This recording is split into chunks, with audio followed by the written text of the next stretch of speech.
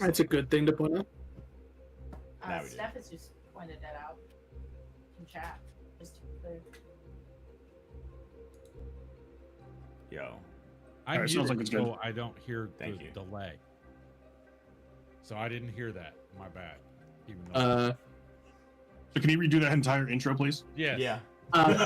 Incredibly quickly, they drank, they won, they're having a meeting with Mr. Cole now, and they have a new pet, and I was dumb and didn't think that they would kill didn't think about what would happen to the creature, and now it's a pet that I'm gonna have to keep track of. His name is now Calcifer. He's in a pot, I think, right now. He's in a pot. He's in a pot. With you currently. Yeah. The very last thing that happened at last session was that you all entered into the Arma Vault, a large, almost pseudo bank-like structure inside the city, inside the mountain that the city of Humberduke is built into.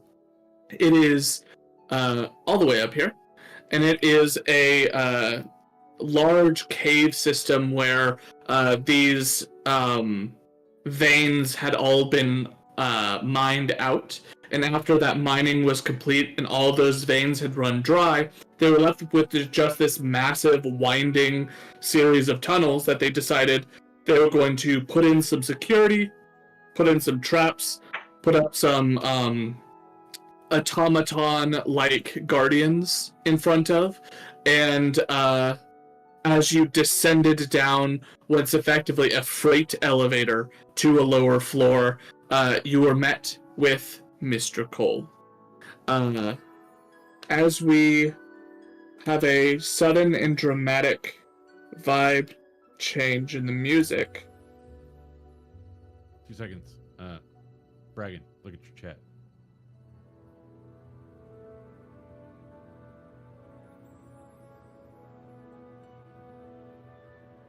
I don't know if that's relevant or not, but it was really distorted. I mean, there was audio, but it was like the gain was turned up too loud for YouTube. Sounds good now. Yeah, that's much better.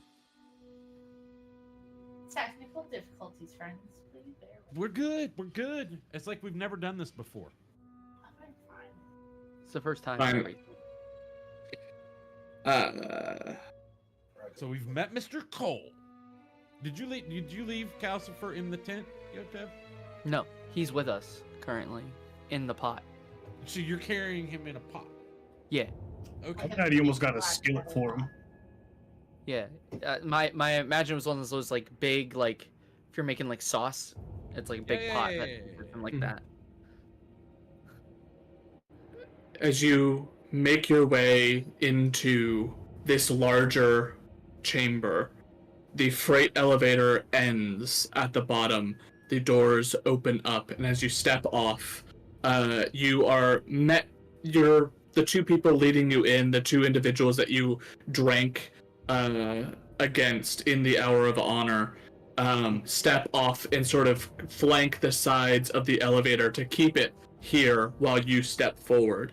As you do, you see Divya on one end, Bjordak on the other. In the middle stands Mr. Cole, dark black skin, little jagged in places as if hardened stone frames the outlines of his face.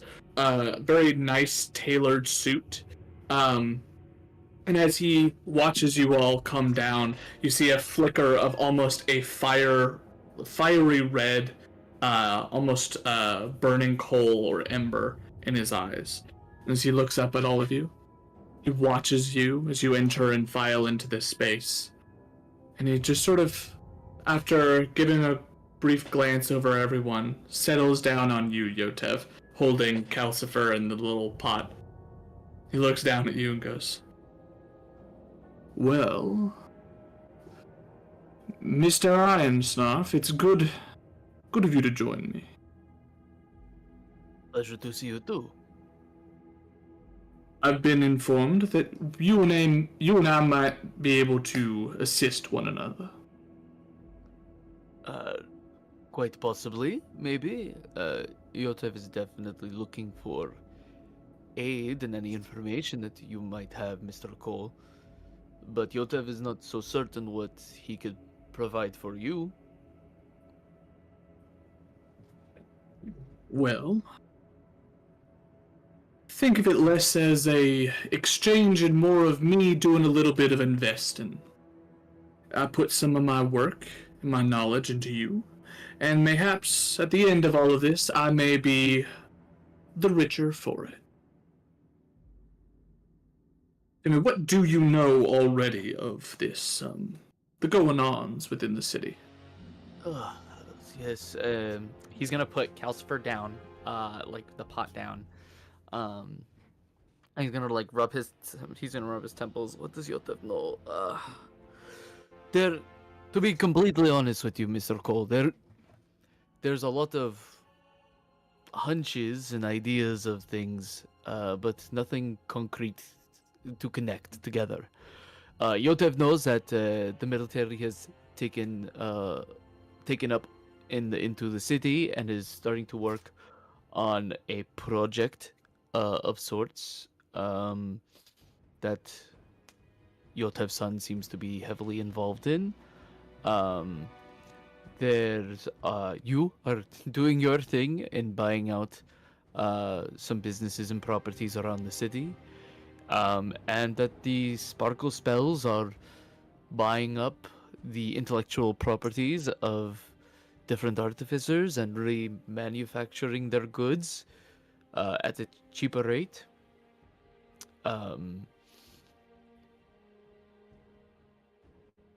Yotev suspect that Sparkle Spells might be working with people in military group and performing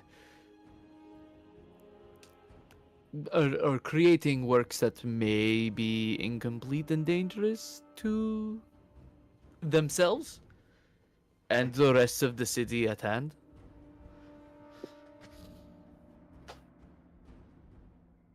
You do have a lot of interesting leads there, though I will have to warn you that many of them do not connect together as well as you may think. Probably not. Allow me to turn these series of points into more of a... Well, I'll spin you a bit of a yarn. He goes and he takes sort of sticks his hand into a pouch on his side, and as he pulls it out, there's this thick, almost glossy looking liquid in a glass vial, and he pops off the cork. As he does, he pours a bit of it out in front of him, and the moment that it leaves like the lip of this little vial, it bursts into flames, and as it does, smoke starts to billow out around him, filling the space. I'm gonna lean over and ask Aiden, do you know anything about what he is or what he's doing? Sorry, what did you ask? Do you know anything about what he is or what he's doing?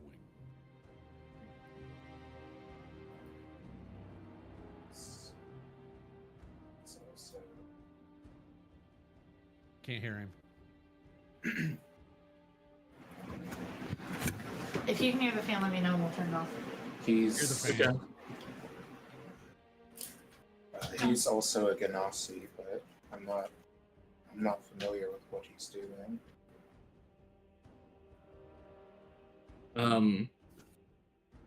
As that black smoke starts to fill out, it roils around and sort of engulfs your feet. As you look down, you can no longer see your own shoes. It sort of cuts off at most of your shins, varying by height. For Yotev, it's more at your waist. For Kenji, it's almost up to your sternum. It's that high. You just sort of look down and you cannot see the lower half of your body.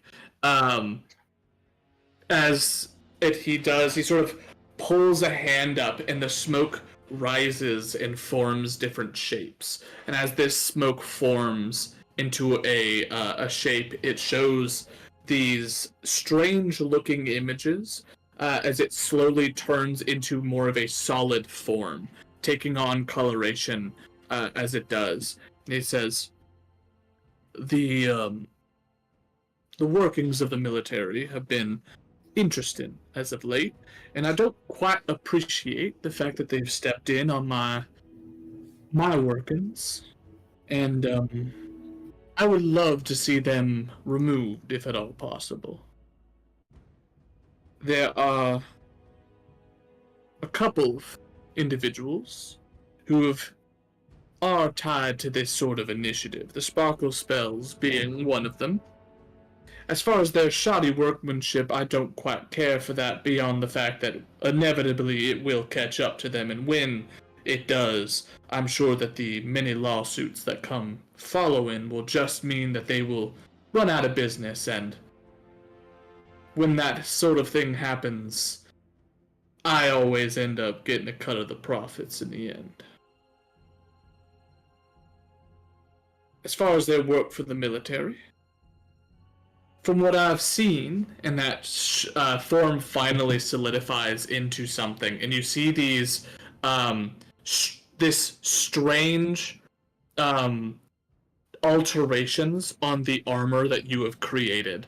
It has this like massive protruding cylindrical device affixed to the back of the machine, and giving it a cursory glance over, it definitely looks like it is some sort of large power cell of some kind. They don't have access to the power that you do, so they've had to get creative in how they construct this. And so there's this massive like glass cylinder that has this weird flowing liquid to it that doesn't seem very stable. Make an Arcana check for anyone that is proficient in Arcana. I was gonna ask, does it look because it's got color now? You said, right? This visual that has color. Does it look similar to the liquid that I collected from the backpack, the green, like flammable looking liquid? Roll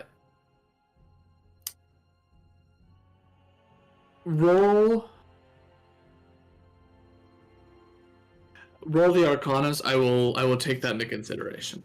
Okay. I rolled a 25 because I got a 19 plus 6. Great. Which makes sense since I'm the sorcerer. That's a really bad Arcana check for me. Okay. That is a 10. Okay. For Yotev, it is distinct. It's not green. Okay. But it has very similar properties to it. The green liquid that you have seems volatile in a very similar manner to the one in this, but this is more of like a deep silverish color. It's mostly this sort of bright white, silver, shimmering sort of coloration to it. As this is sort of shown, other alterations you can notice have been made. There are these tubes that sort of stick into the front of the armor that come around from this power source, and it gives very much like the same. It has a lot of similarities to sort of like a Bane suit, where they have this sort of flowing liquid that inserts itself into random parts of the body in order to enhance different aspects of the suit's mobility. Most specifically, one of the things you notice is that, like, on one of the hands, instead of it being like your ability to cause thunder damage, it has almost like a repeating crossbow like a fixture, but it is fire or black powder based. So it is like an entire arm based on the black powder rifles that are in this massive barrel. For I need to lean away from using pop culture references to describe shit, but it's effectively kind of like the Barrett handgun. Sure. From Final Fantasy. The other arm is this massive sort of gauntleted hand that has the capability to hold a weapon clearly, but on the back of it is this massive sort of like mounted nozzle, and you can see that as the liquid goes into it, it has different chambers that it can switch to. So it definitely looks like something that can change what it does and what it produces. Cassandra, with your 25, there's a couple of extra things that you're able to discern about this beyond the fact that it is a volatile sort of liquid. It doesn't seem flammable like the one that Yotev has, although I don't know if you've seen that or not. I don't think so.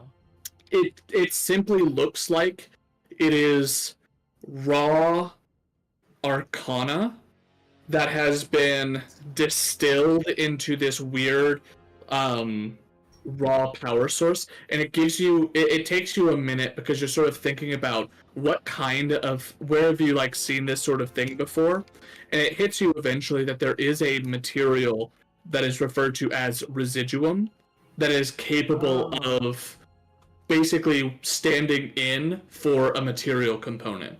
And so as you if you were to cast Revivify and you don't have a diamond, you could use Residuum as a replacement. Same with Find Familiar or any other spell that has a costly material, which makes it incredibly valuable. But this sort of thing attached to its back would be extensively expensive. Like a miniature fortune is attached or fixed to this thing's back. Interesting. You would know, based off of your studies in school, that residuum is the reason it is so useful and so important is the fact that it is capable of affixing itself or adapting itself to multiple different kinds of magic. That versatility allows it to be used as spell components for almost any spell. That also makes it to where almost any spell can cause massive fluctuations in the liquid itself or in the material itself. So should it come in contact with something, it can permanently alter the way that power functions. Adding elements to it can greatly increase or greatly change the way that it works. There's a lot of weird, higher level studies wrapped into this. There are certain members within the city or within the Solstice Academy that was doing a lot of research into this. And so you've seen papers and some things that have been floated around, but I don't think, even with, not to say that a 25 is not a great roll, but I think that given your station at the school, I don't think you would have come into contact with information that would get you any more of an understanding than that. As that forms, though, this sort of massive creature, Mr. Cole continues and says, they are referring to this as their Steel Soldier Initiative. If they are able to turn even a couple of their frontline infantrymen into one of these Hulken monstrosities, then they may be able to wipe out the Kryn dynasty on the front lines before they become at all a problem. Dunamantic magic is incredibly challenging to go up against, as it has the ability to change the flow of time and the fate of the world itself. Space, time, and relative dimensions are messy when it comes to this sort of a thing. And so if you can just brute force through, or make it so that the majority of different realities all end in failure, then it doesn't matter if the Kryn can change fate, all of their fates will be sealed. And this is the means. Oh, does this armor look like Yotev's? It does in a Yeah. lot of ways. It, Okay. Very modified. specifically, since you're like a military person, Yotev's armor is very much built for protection with a little bit of helping other like offense. This throws away a lot of defense and is just a hyper aggressive sort of suit. So there's ways past the. I would see the weaknesses in the defense. Oh, for sure. Okay. It definitely seems like they've thrown away a lot of the safety precautions that Yotev has put in and just fully dove into how can we make this the most like dangerous machine we can. They said more guns, and they weren't Yeah. lying. New meaning of glass cannon. Yeah. Huh. Very War Machine-esque. Yeah. He says, with this creation, they're hoping that if they can seal the fates of multiple different dunamantic timelines, then maybe they can wipe out the Kryn. Now, the sparkle spells, as you have mentioned, aren't quite that proficient in not cutting corners. So, they have hired some other inventor to head this up, but the sparkle spells have been still working with this military group in order to outfit the rest of the army. The whole idea being that by buying up all these inventions, they can mass produce some weapons to make the people around them capable of protecting these suits, and these suits can go around wreaking as much havoc as possible. So they are tied into it, but they aren't necessarily trusted enough to take care of the suit itself. No, they're just able to make it really quickly and make a lot of them. Perhaps. They are doing testing on this machine. They do dry runs, and apparently they've got some eager volunteers from the front lines in order to get some sort of preliminary testing in the work. How many cannons have they had? That's an interesting question. As far as I know, only 2 confirmed kills as far as the testers go. Luckily enough, you give enough people a big enough paycheck or promise them that they can go home during this research period, and people jump on that immediately. So they're, I'm afraid, at no risk of running out of eager volunteers. I just see some design flaws, and I'm not even a designer.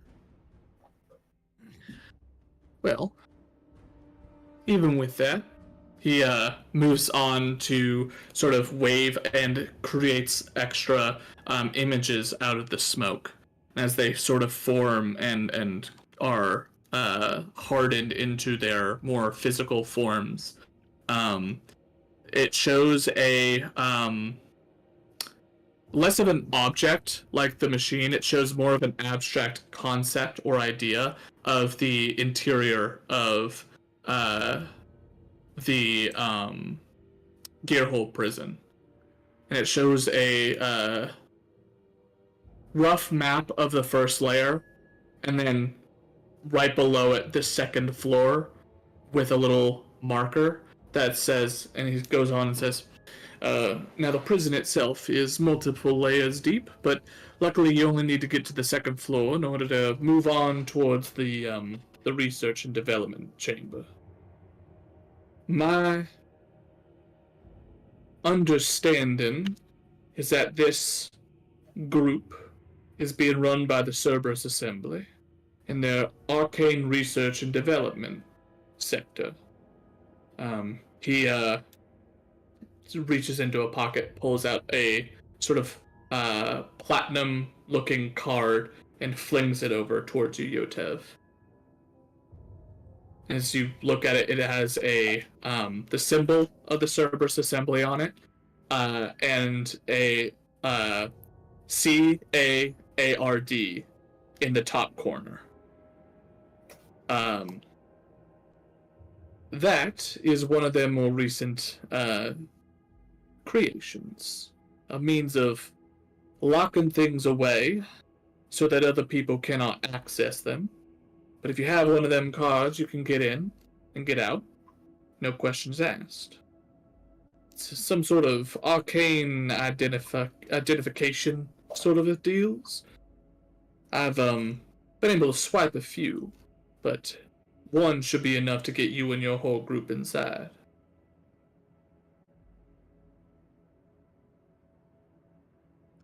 How did you get a hold of something like this? And how do you know this information for sure? Where do you get your intel? I have some people on the inside that keep tabs of those who may be a harm to me and my business. Do you know anything about rifts that might be opening up within the Gearhold prison itself? Sort of takes a breath and goes, well, apparently whatever it is that this machine has been created for requires a lot of power. That power is not all that easy to run off of without some sort of constant influx of energy. Luckily, while the material plane has energy sort of being lost through all the different folks sort of using it for their own means, calling upon the magics of our world, there are many other planes out there that run with much more efficiency, a lot less waste in their energy. And as a result, they have a surplus that can be tapped into. Apparently, this seems to be the means by which they are creating the power. And he sort of gestures to that massive glass canister on the back. I open up some sort of rift to another plane. They're able to sap some of the energy from there, power up the machine, and run their tests. And whatever comes through, they deal with, or do they just not know? Well, that's the lucky thing about the plane that they've chosen. Not only is it one that's a lot more structured and organized as ours, it's a plane that has a particular affinity for arcane and mechanical tinkerings. They don't particularly see it as all that harmful to let that energy go towards something that's been created or crafted by people like yourself, gesturing over towards you, Yotev. They're a plane that sort of thrives on the mechanical nature. So, let Yotev try to see if he understands everything you've said. Sure. And what you're proposing. We take this card,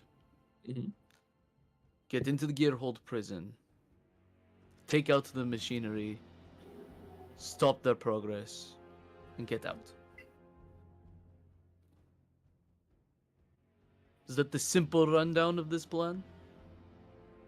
Incredibly so, but yes.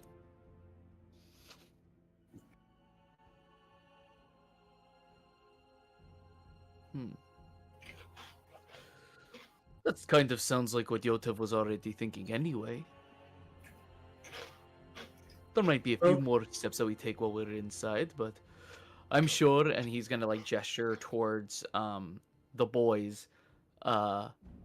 Sure, these fellas are itching to get into some trouble.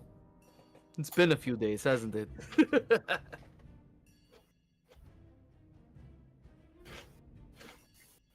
Well, in that case, it seems like you and I are aligned for one of the first times in our collective lives.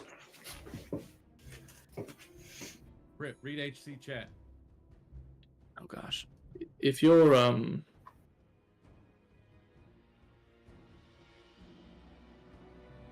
already inclined to go down there and wreak some havoc, that'd be great. I would ask, if you're down there and you find anything of particular interest, things that you wouldn't mind letting go of, I will say that I didn't just bring you down here for no good reason. The Arma vaults are where the wealthiest individuals of Huppadook keep their coin, including myself. I'd be happy to re-invite you down here and let you rifle through some of the things that I've collected over the years. Items, coins, materials, whatever you'd like. If you get me some plans, blueprints, whatever it is that you think are worth my while.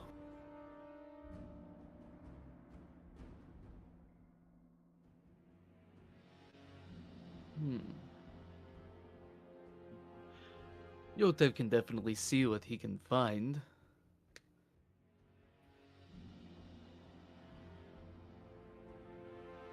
We can talk arrangements after we see what we find. Afterwards. Well, I appreciate your willingness to have that sort of a conversation then.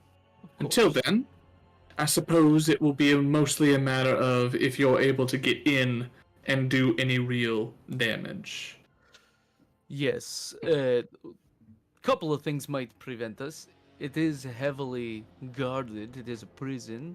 We're also dealing with the military, and there are 1, 2, 3, 4, 5, 6 of us. Not including the flying cat. Not including this little guy. He's not going to be much. Pointing to Calcifer and then also Desna. Is there anything that you can offer or provide that might aid in us being able to provide this service for you? I must say I'm terribly sorry, Yotev. I was under the impression that you were going to be more capable independently. Now, I'm not saying that I don't appreciate you attempting to do this, but that card is about what I was expecting to be my assistance. Now, if you're saying you need something else, depends on what exactly it is that you're asking for. Yotev is thinking, nothing crazy, hopefully not crazy. It's just you're certain that we are definitely capable of handling anything that could come our way. But we are dealing with the military and some heavily advanced technology. If you have any extra hands that you wouldn't mind sparing and to assist in this endeavor, that would be very appreciated.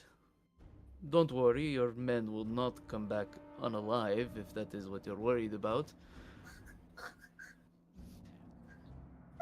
Or maybe if we could take a thinking for a second. And he's gonna look over to the rest of the party. Is there anything that you think that we all would need to get through? This man is incredibly wealthy and could provide a lot of service. Michael's the smart one. I'm just gonna look at Aiden.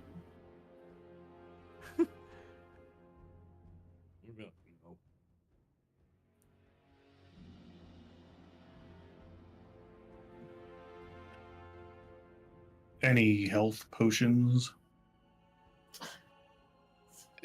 Health potions, sure. I guess I can provide something like that. But if you're asking for extra hands, he sort of looks over at the two people next to him. Says, I mean, Divya here is not necessarily the most quiet of folks. Actually, hold on. Let me double check that that's true. Let me check my schematics and my people. Yeah, I do say, boy.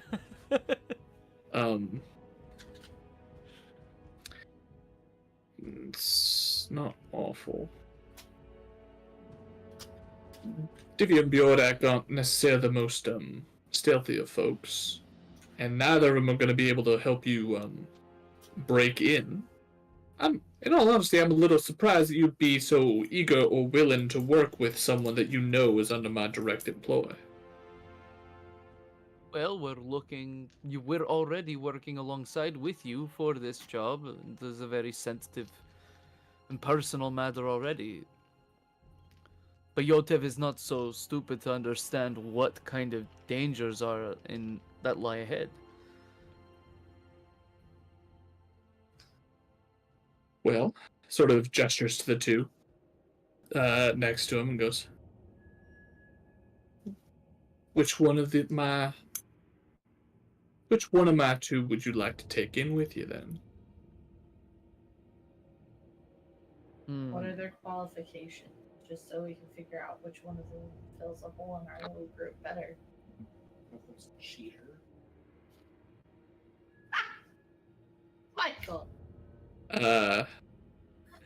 He puts a hand on Divya's shoulder and says, Divya here's a trained soldier, warrior, and good at making sure that when someone fails, they do not fail again. That's mostly what I ask her to do for me, but she's capable in a pinch, mighty strong. Looks over at Bjordak and goes, Now Bjordak, he's a little bit more temperamental. Not quite as clear-headed as Divya here, but very effective. If you want some... The only problem you're gonna have with Bjordak is that his main trick is, one better suited for outdoor activities. And he's sort of... Bjordak kind of, gives out a little bit of a snort and a huff, and Mr. Cole says, Instead of me going and explaining it, why don't you just show them? And you watch as he lets out like a massive exhale. As he does, he's going to go into a rage, and as he does, he swells in size and gets to a massive, like, large stature. Grows probably a good 10, 15, a good 10 feet taller than he was before, and just absolutely massive. And Mr. Cole sort of pats him on the lower arm and says, Now, as useful as having a 20-foot tall Minotaur is, when the ceiling's not big enough to accommodate you, you kind of can't get that rough and tumbled with folks. Okay. Have either of them been in the place before? Well, sort of cuts an eye over at Divya, who shrugs and says, I don't always hire the people that have the squeakiest of clean records. They've both spent time in the prison as a less than willing occupant. That would save us time in finding what we need and what you need. And it would be less bloody than us just killing everyone in there.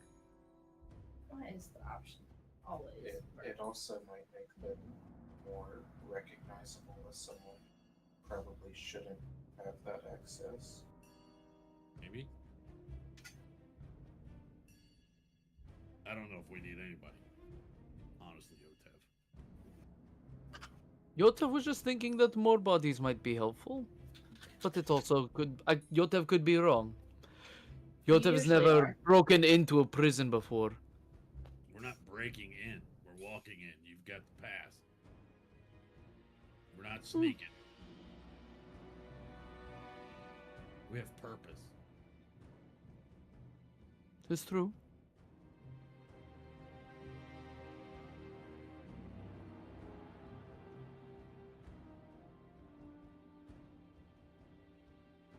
Genji, what do you think?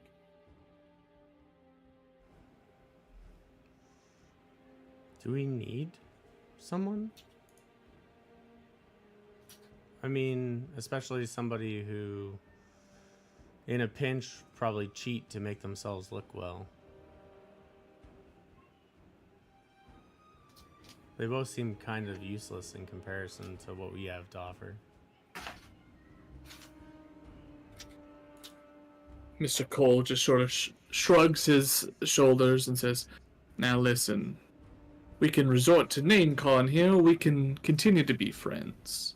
I understand that maybe some He can't feelings do that. have been... Ah, my bad. No worries. Joseph was just thinking there might be someone who knows the way around a bit easier. That's really it. So all I Mr. mean- Cole would see when I'm talking is just like maybe my head tilts from time to time.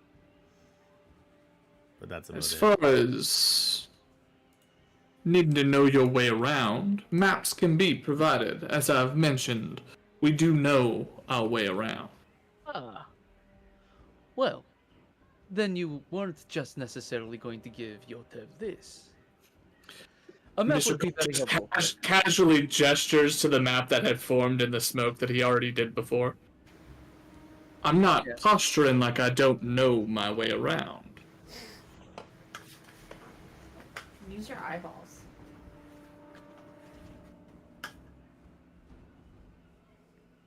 Okay. When do we think we want to tackle this? The sooner the better, obviously, but maybe some preparations beforehand might be nice. Just for us. This is Yotev talking to the party. What time of the day is it currently? It's morning. evening. No, so it was morning. You guys woke up and had the coal. Did a quick conversation with Calcifer, and it was 2 hours after that. So you're looking at like probably 10 o'clock in the morning. Oh. Assuming you guys got up at about 8. Plenty of time. We just go now. Let's go now. Immediately. Right now. Everyone is in there right now. Do we want everyone to be in there right now, or do we want to wait till it's after hours and no one is there? We're not sneaking or breaking in. You'll have to Right, find but there's you'll have to people find some sort of a conversation to get yourselves in. I don't know if they'll just see the card and let you walk on in, but if you can lie your way inside, then the card is what will activate your way into the laboratory itself. I know how to do that, but we're not going to discuss that here. Excellent. Sounds like y'all have a plan. Let's see, before we make the attempt to go in there, Yotev I think does want to take a little bit of time, and just as like enough time to see whatever it would take to get another roll in for the invention that he's been working on, because he hasn't been really worked on it while we've been in Hupperduke. Yeah. Because I only need one more roll for it to be done, if I get it right, and I think that would be really helpful to have here. You can take like an hour or two. It'll effectively be like a little bit longer than a short rest to try to finish that up if you would like. We can wait until tomorrow, too. We don't have to go right this second. It would probably be better to take the evening to discuss the actual plan. Gonna be right back. Hold on. Very sorry. I probably need to let the dog out, too. Yotev likes that idea. You get time to work on your thing. We can formulate a plan. We can learn the layout of the map if we wanted to. That way we can go in, get out, get in, get what we need, get out. And hopefully You're not nothing. gonna like my idea, but that's okay. Look, if Your we're idea blowing is shit up, we're better. blowing shit up. Yotev is okay with this right now. I'm not talking about blowing shit up. You'll see. Is it Moidor? Huh? Is it Moidor? No. I'll be right back. I'm going to let the dog out.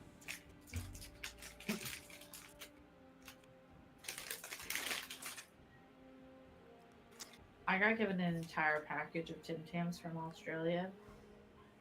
Best things ever. What now is you a Tim gotta import Tam?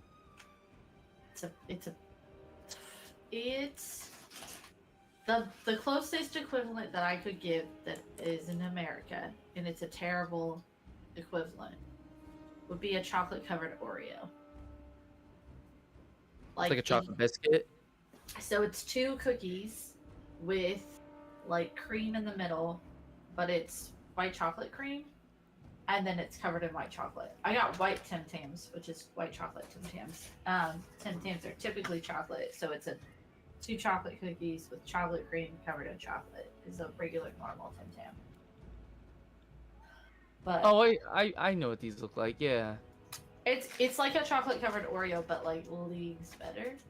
Ooh, there's some like caramel in the middle. Mm. Yeah, that's what they look like. Looks good. They are. They do look very good. Phenomenal. Anytime I have chocolate from another Like country, shortbread. I always think that it's like way better because they have like standards that we don't have. So, my friend Kate was like, "Hey, have you had a Tim Tam?" And I was like, "No, but it's on my bucket list because it's like one of Australia's like biggest known. If you go to Australia, you have a Tim Tam, right?" So she was like, "Here, have a Tim Tam." I also have Vegemite in my purse. You just keeping Vegemite on standby? If we hit one of my goals for the St. Jude charity stream this month, I have to try Vegemite. Yo. And how much is that goal? Yeah. And how much to add surströmming onto the list of things that you will try? Oh god. I don't know what that is. It's 1,000. If we hit 1,000, I'm doing Vegemite. Make it 2,000 for surströmming, and I will raise you the $2,000. I don't know what that is. It's the world's stinkiest fish. It's like anchovies in a tin can. Can I get that here? You can get it ordered, yeah. I would recommend you do it outside. Like, Terribly sorry. maybe People say durian's bad, and I thought that was maybe good. Snooki knows what it is. Sir Strumming? Yeah, I'm familiar. Yeah.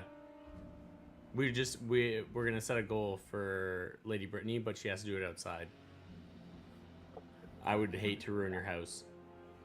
I already have to do Vegemite. I think that's torture enough. It's Swedish. Swedish, yes, the fish. I'm not a Swedish? big fish person. She in could do general. Swedish fish for $2,000. No. Just with a nibble of surströmming. I said I love you so goddamn much. I love you. You're my favorite. The whole wide world.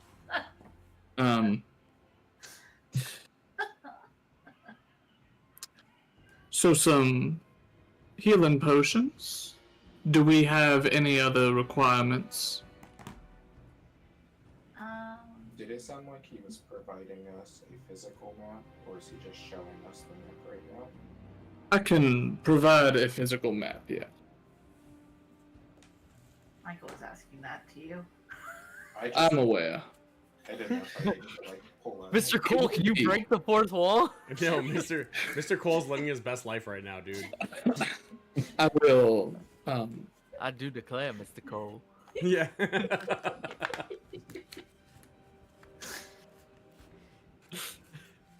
I said. You fucking foghorn. Yeah, boy, I said now I'll give you. We're all gonna get murdered. 100%, dude.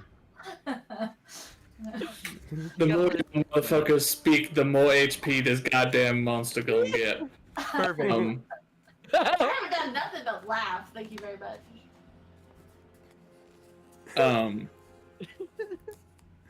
Now there's some... If there's nothing else besides some healing potions, I suppose we could go ahead and wrap this little meeting up. I will say that I can provide at the very least one last piece of potentially vital information. Ooh. A long time ago, the Gearhole prison used to have a lot more room to hold its occupants. Very recently, a automaton meant to keep the prison safe has gone a touch haywire. It's quite dangerous down there, And that danger has been used to keep the more secretive aspects of this research under wraps. After all, who would want to dare to enter such a dangerous place when there's... Who would dare to try to enter a lab when you'd have to go past such a dangerous place? And the unfortunate thing is I do not know how it is that they are able to guarantee that they do not get attacked by this automaton. The informant that I have that works within the prison is simply quite good at making sure that they go unseen. As for you all, that will mean that you'll need to be a little bit more secretive as you're on the second floor.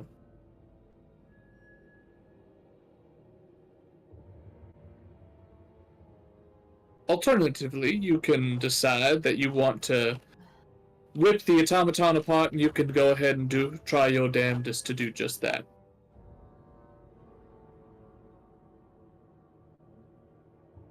Okay.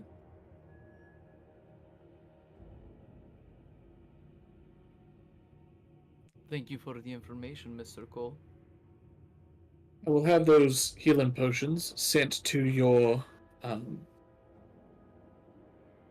lodge here within the hour. Thank you very kindly. It's been a pleasure doing business with you. He extends a hand out for a handshake. Mr. Cole kind of look you up and down a little briefly, a bit distrusting, but will take a few steps forward to shake your hand really quickly. Distrusting. Of course. Can't trust you too much. Just as business he associates. takes a step back, he sort of gestures for the two behind you, and they open the gates back up for you to enter and then rise. Do they look mad at us, like still salty from earlier?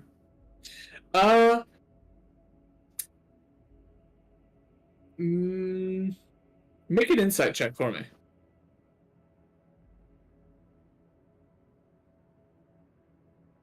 Can I also? Whoa. Sure. With a 12? Actually, hold on. Knowledge from a past life. Okay. 13. Got a nice 1 on the D6.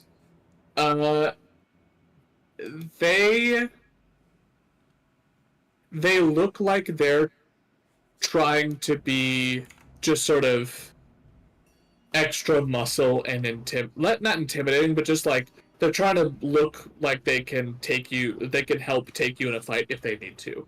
They don't give off the air of being particularly angry or upset. More so, they look like they're trying to puff out a chest and be like, we're tough and we don't give a crap about you either, sort of thing. Yeah.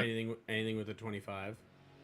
With the 25, they definitely don't seem to be very warm towards you. They do seem to dislike you in general. Though, again, it's sort of like the current air is our personal beef is to be squashed a little right now, because the more important thing is that you all are, here in their purpose here isn't to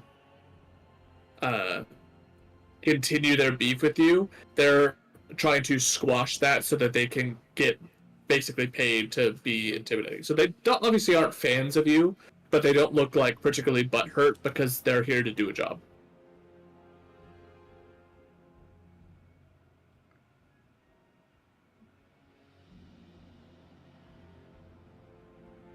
So yes and no. So we gotta try a little bit harder, is what you're saying. I mean, That is a way to interpret that, for sure. I mean, I had a plan, but it would be a dick move. I'm sure that it would be.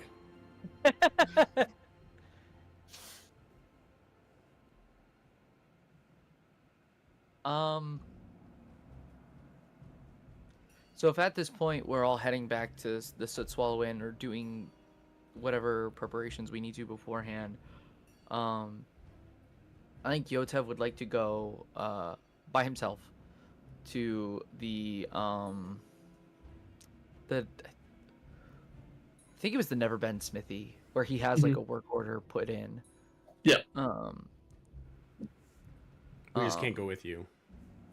Yeah, you guys can't come, and I'm gonna disguise myself as some random passerby that I saw on the street. To pick up the order. Okay. Parts I needed. Roll just a straight D100 for me, please. A Oh, boy. D100. Oh lord. We haven't looked at that one in a while. No, I'm just gonna do it on here. 1D100. 54. 54. Okay. You make your way over towards that towards the Neverbend Smithy, and as you do, there are some relatively there's a couple people here. It's relatively busy, but you kind of wait in line a little bit as people are either putting in or finishing up an order, and eventually one of the individuals working behind the bench looks like a human, probably mid to late 30s, sandy blonde hair, and like the barest bit of a peach fuzzed face. Clearly cannot grow a facial hair, but is still letting it grow out. Is sitting behind the counter. He calls you up and goes, "Hi, are you here to place an order or pick up an order?" Yeah, I'm here to pick up an order. For a Yotev Ironsnoff. Yotev flips through a little book that's shared between the two of them. Ironsnarf. Number 213. Okay, I will be right back with that order. Yeah, no You, problem. Heads off to the back. Did you prepay for this, or did you, He didn't quite tell me. Does it say on the receipt whether he prepaid for it or not? I'm asking you if you prepaid for it. I don't remember. Did you mark off your gold or no? I don't remember. So, he I'm comes gonna back say with a I think I box. did prepay for it. Okay. Because I do have very little money. He comes back with a box that's labeled 213, pops it open, and quickly goes through, checking it against the log that they have for your work, counting them out, goes, all right, that should be it. Closes it, turns it around, and has it open for you to collect. There's like a smaller package inside to take out. Excellent. Thank you so much. Of course. Can you just go ahead and sign here to show that you've picked this up? Yeah. Does it like need to be like a real signature? Just need a sign.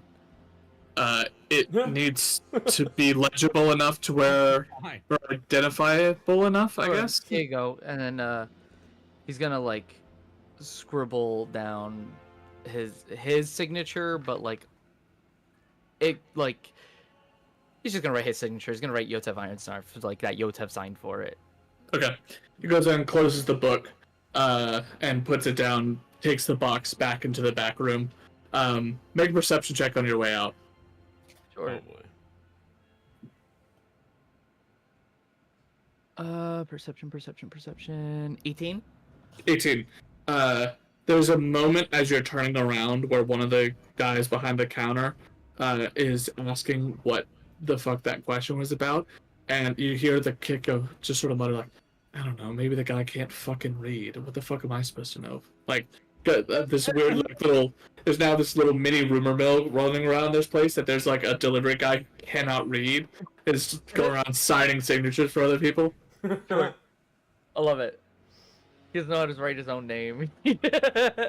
As you head out with your new items. Cool. As he's walking away and walking out a little bit, he'll drop the disguise self on there.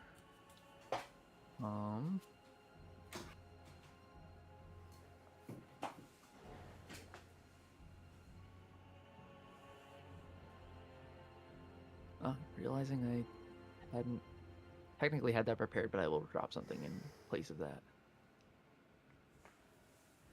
I'd had it on there for so long.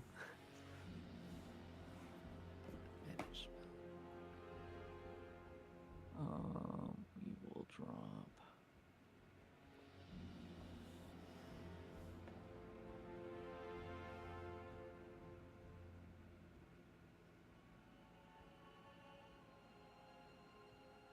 This.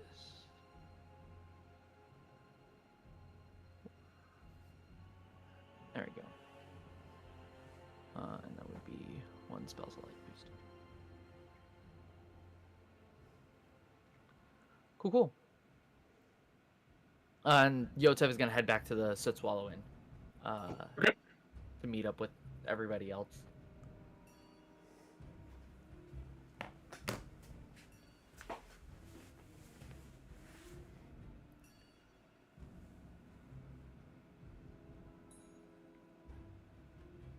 I think so the rest of us are already at the Soot Swallow. Mm-hmm. We probably Yes. have like a Looked table. at other places to discussing- go. Yeah, probably had like a table discussing like how we're gonna do things tomorrow, if that is the plan. When you come in, Mm-hmm. Would you guys be at the tables in the room or in the tent? In the tent. This needs to be a private conversation. Agreed. so I'm not saying that I'm opposed to eviscerating people if we come up on them, but oh hi, Yotev. Yotev, see we're discussing plans? Perfect. And he's gonna drop some of his stuff and start working on things, tuning up his equipment and working on the last bit of his invention, or working on bits of his invention. Yotev, how much Yes. of that armor was different than your plan? So they took your original test designs. How much have they modified, or have they used it straight? Obviously, they've left some things out. They've taken out a lot of the safety modifications it looked like that were in there, so essentially it looks like it's going to be a lot less safe. It's very aggressive, as you could probably tell, in nature. And just from what you've already know of what Yotev wears, they've added a lot more ammunition. There's some interesting power supply on the back with that cylinder that's not supposed to be there. Having it exposed like that also is very, very dangerous. If it hits and breaks and combusts, something very devastating could happen. Why did they make their shoulders so wide? Intimidating factors. Yotev imagines that because they're making this for military to be more aggressive and more With as more an ammo. assault weapon, that they just want to make it look as big and intimidating and scary as possible, and not even think about the functionality of the actual suit itself. So here's our end.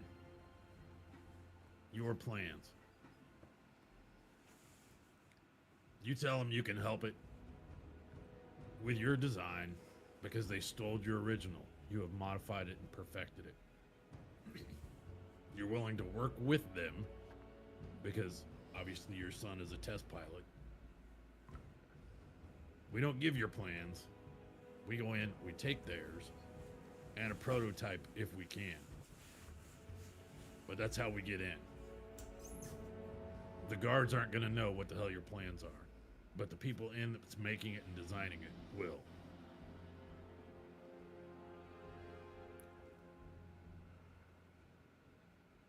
So I said So you're we're not going gonna to like be it. we're going to be a bit more upfront about it rather than trying to get Yes. just sneak our way in. There's no sneaking. No, yes, not sneaking is bad choice of word. More like deceiving our way in. Yes.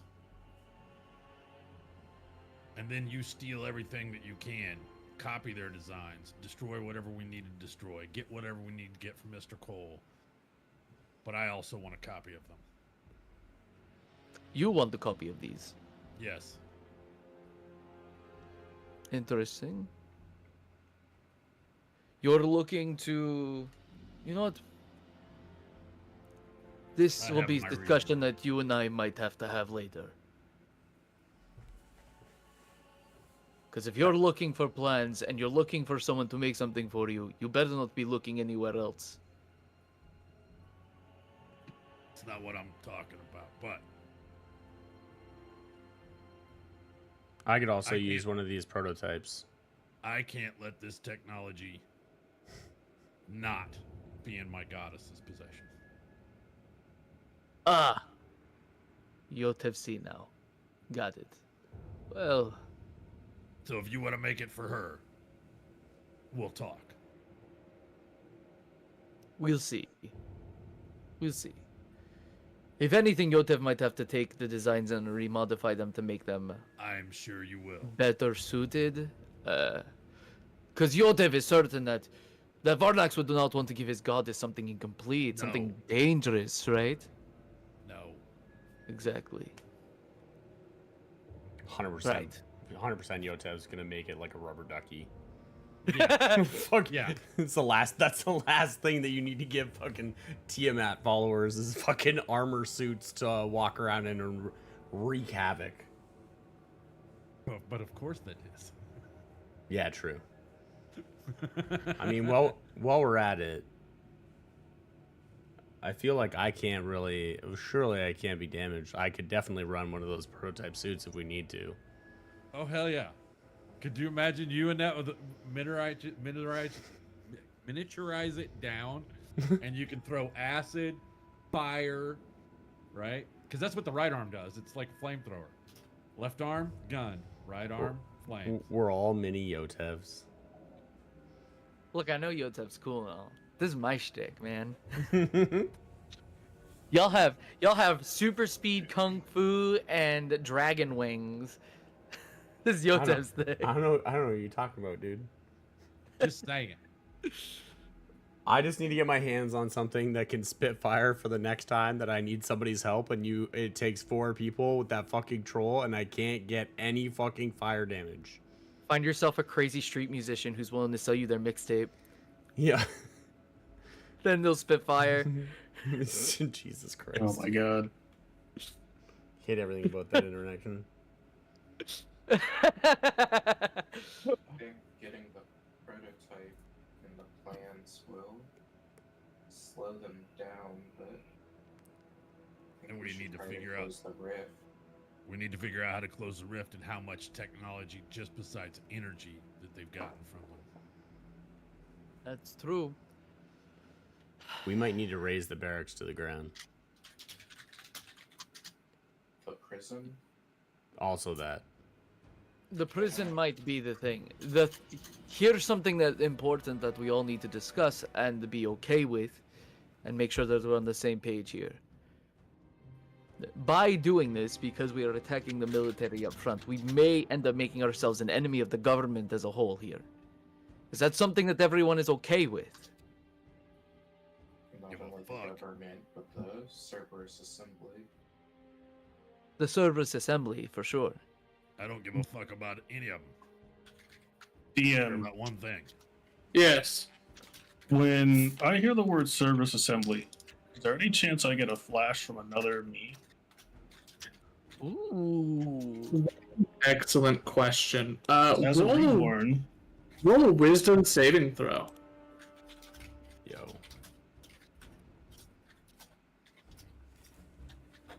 wisdom save is a 19. 19.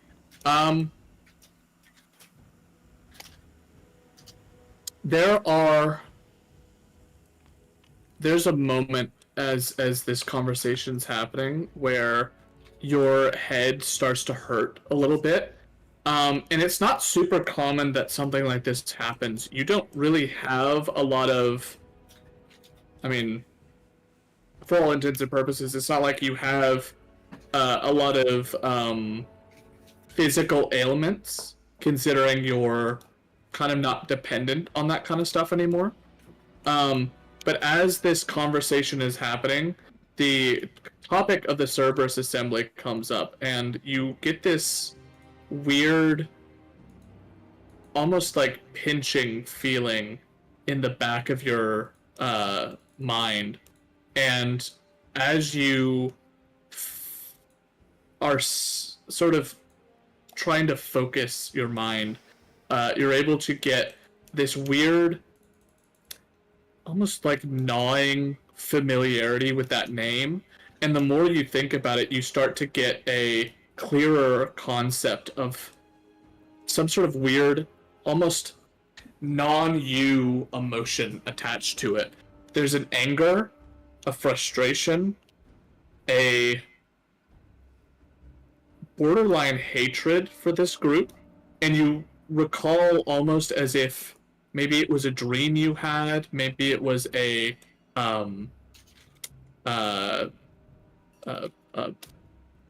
random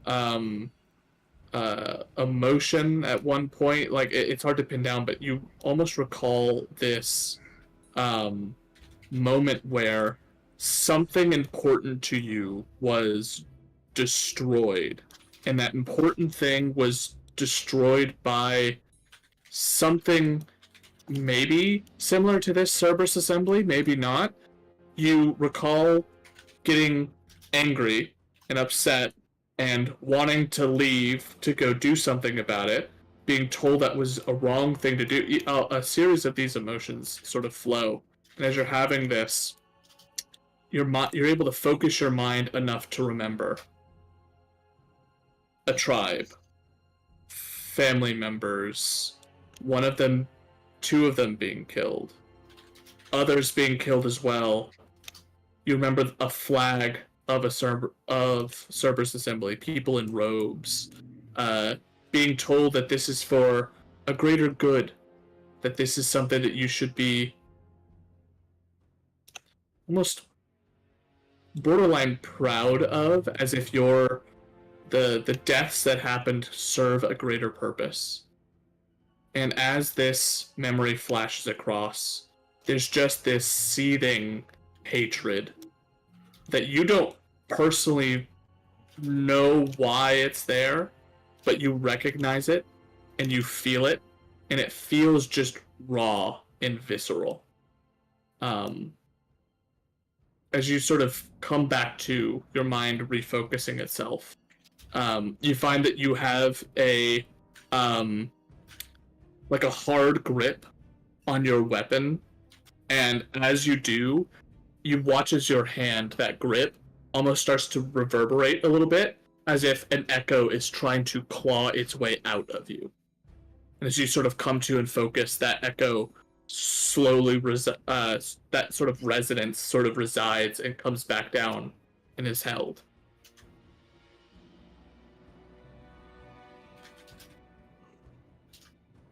I'm just gonna sit down right where I'm at and just try to process what happened. I haven't had a flashback like this intense yet, so this is something that I'm just kind of processing to figure out what it means for me, and trying to also hold back the anger right now, because I recently have been letting go a lot of that anger, so I'm a little worried about it. Am I around Killian right now? You're like, I believe you're talking all in the yeah. same room, yeah. Yeah, we're Yeah. at a. Do you need anything, Killian? I just need to sit down. I'm here if you ever want to talk. Thank you, little one.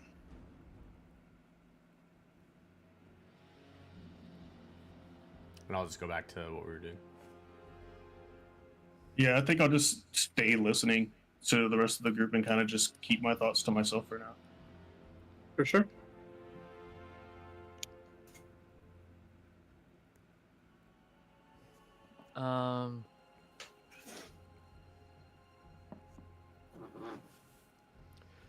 Yodev likes the idea. We'll go in, or we go up to them, let them know that we're here to assist in their research and development of their armor. We have the card all ready to get us through.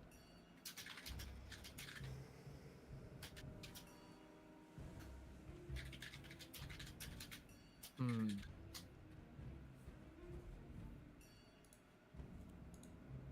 Let's take a look at the map and see if we can just kind of figure our way around a little bit. That map is going to be delivered in about an hour with okay. the potions, which actually, given your detour, will be pretty quick. So let me go ahead and take a screenshot. Cool.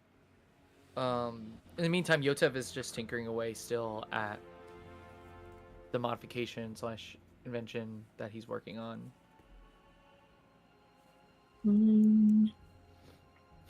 Right. About that, why don't I have you... It's happening.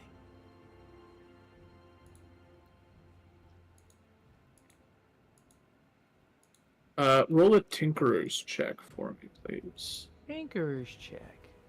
Cool.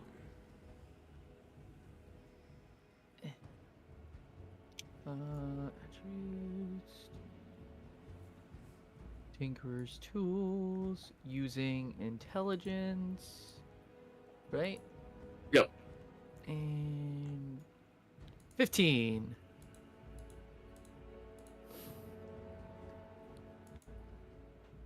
Wow, you rolled a 5. Yeah, my rolls have been pretty Did hot you- garbage. Did you use that new thing that you got? Is that something that you can apply? That you use as like your focus and it adds like shit to your stuff? I don't think so, because I think all I got were parts, What about little the- components. No, the thing I got for ring you. or something. Thing you got You, from me. you got the artificer's like the multi-tool or whatever the fuck it was. Oh, I Not forgot the about tool, that. the ring. That is something I would look at right now. Oh. Yeah, I completely forgot I got that, honestly. But if Like you're wearing it, ring of it wouldn't go Puzzler to sweater or this, whatever. would it? Where is it?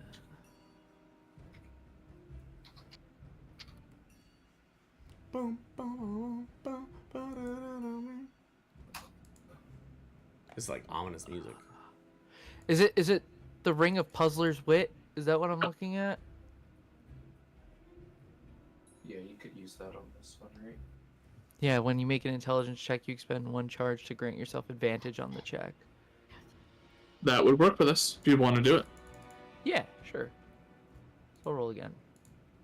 With advantage this time. Well, I already rolled once, so we're just gonna do another flat roll for it to beat my advantage. 19. 19. Man, with a plus 10, you still rolled a 9. You still rolled a single digit. My You got a rolls 19, but They're not great. that's crazy. I don't know why I don't have... I had this at one point. I'm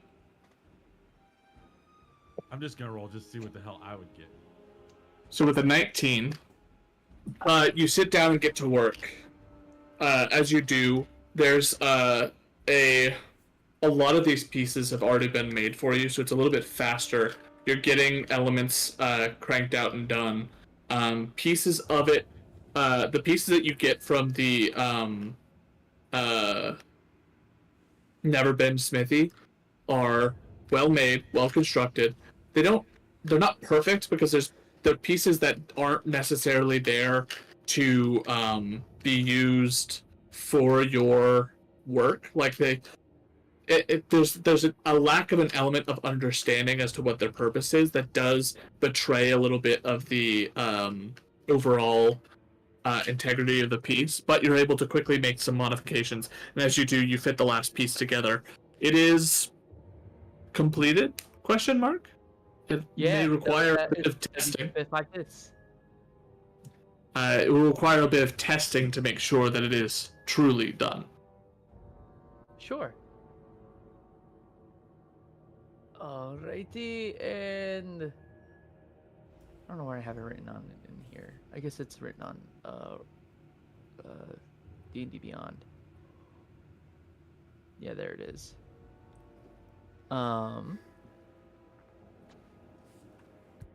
Excellent. Yotev is going to like kind of suck it in, and like get it all like finally fit to his arm. And with that, Yotev is going to reveal his brand new invention. Is like, everyone, we have exactly what we need to help us through this. At least it might be helpful for Yotev. He's gonna raise his arm up and show it off. So you are all very familiar with how Yotev uses his Thunder Gauntlets, at least a little bit, right? Yotev punches things and thunder sound emits from it, correct? Yotev has decided to take a modification to it and see if he could transfix any of the primal elemental magics to it. And now like Yotev can quickly just switch the elemental type, going from thunder to lightning to acid, fire, and to cold. Yotev has very ingeniously called it the Cleft. Claft for cold, lightning, acid, fire, and thunder. And you can like see that like while he turns the dial, like the knuckles essentially of his armors kind of like change in like color as they like change to the different elemental type that he has for his on it. I'm gonna look over at Varnex and in his head be like, we might need to get Yotev some marketing experience. I don't know about this name. We need to workshop it. I'll just get a look like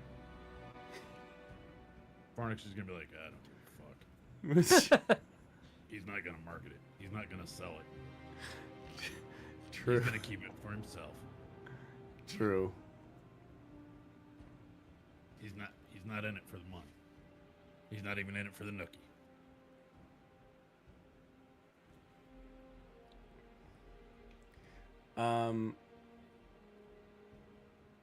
Claft? Yes. For each of the different Cold? element types. Lightning, acid, fire, thunder. Should write that on the side of it, I think. Yotev is already one step ahead of you, and he like shows you off onto the side, and it says Claft. It actually says it over top where the dial is, because that's how you can tell which element it's on. Because it looks like it's like a It's like calling a gear shift the Prindle. yeah. This is the D&D version of that. Exactly. Love it. Are there does anyone in the tent like have like a training room in their rooms? We can make literally any kind of You room. know, but I just I wanted to imagine- know if we didn't. I just wanted to know if we had to step out already or not, because I know that we had to step out to modify it last time. I have a really nice temple. You if you want to come. I imagine that Jesus fuck.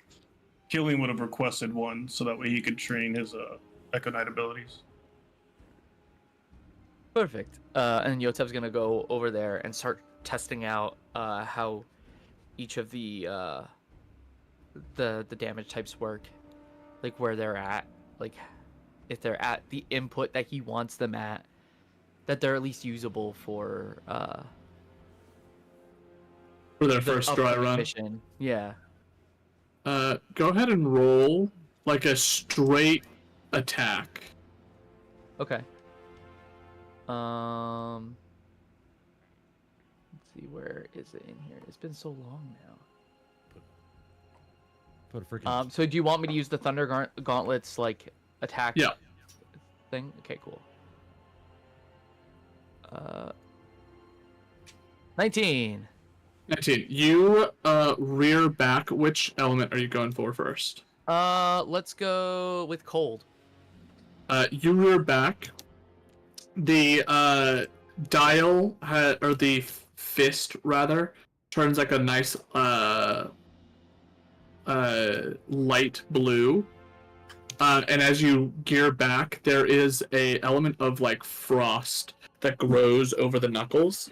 And as you push forward, instead of the this sort of mechanical jaunt where it shoots elements forward to cause a thunder, it shoots forward, and there's a crackle as ice and cold steam is erupted out. And as you finish the follow through, what I imagine is like this tree trunk torso, two arms out, and like a solid stone as a head. The tree trunk is hit. The front ends up getting like almost freezer burn to the wood, and out the back explodes like this massive chunk of ice in this crystal form. Cool. Pull it back, and as it does, the mechanics of it pops back and spins around again, re-landing on Cold. Excellent. Like a charm. At least for Cold.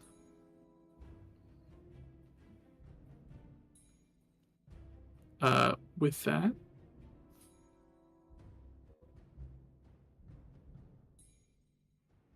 is there any other element or aspect to this plan that you'd like to talk about?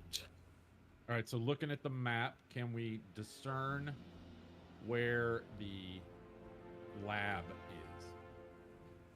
Yes, let me get that for you real Yeah. fast. Because I believe he said it was like on the second level. So that would help a lot. It sounded like it's on the second level, and we have to get past the malfunctioning automaton to get to it. Yes. While we're discussing and looking at the map, I would like to make a second copy of the map as well.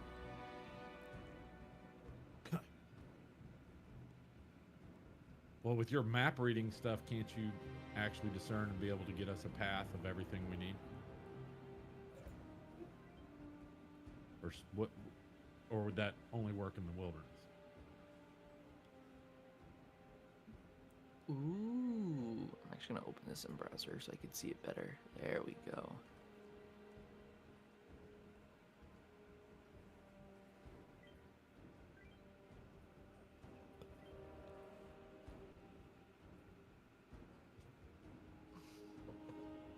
Literally a prison. This is fancy. Yes.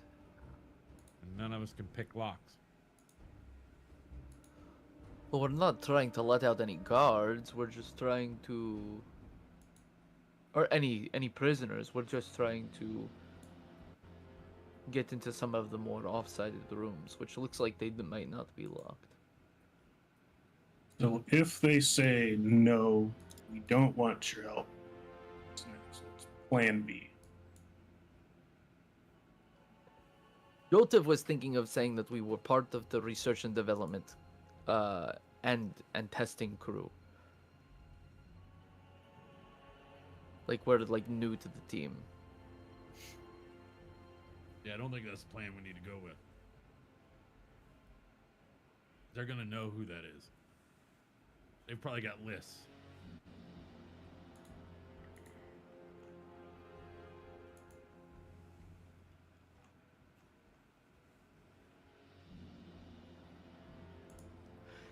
Yotev is gonna take a look at the card and like see if there's anything else on it, like any form of identifications, like names or something on it, like who it might have belonged to. It seems to be pretty blank, giving it just sort of a cursory look over. It has a like the front part of it only has the Cerberus Assembly logo, and at the top the CAARD thing. On the back, it has what looks to be like these runes that are carved into this sort of platinum thing. What languages do you speak? Yotev speaks I believe it's Common, Goblin, and Undercommon. Yes. You are unfamiliar with whatever this is scrolled into it. Gotcha. Would celestial, deep speech, or infernal do the trick? It would not. Fuck. What about draconic? Draconic would not. Okay. Mr. Aiden, can you read this? What about primordial, infernal, dwarvish, or thieves' cant? Or it was actually thieves' cant all along. It was Steve's camp all along. I'm sorry. Can you repeat that? Primordial, infernal, dwarvish, or thieves' cant? As you look down on it, there is a element of dwarvish script that is carved into it. As sort of a cursory read, it doesn't make sense in the layout that it is written. But as you sort of take it a little bit closer, it looks less like it is etched in a manner of this is a sentence and more of a manner of like these are words or parts of words that all indicate things it have weird similar indications to them. So for example, it's like door, passageway, identification, personhood, like words that all align with that, and there seems to be sort of an arcane element to it. You imagine how this probably ended up working was by carving these words into it and then putting magic on it. It was able to take the meanings of those words and draw out a sort of high-level concept for a spell or ability.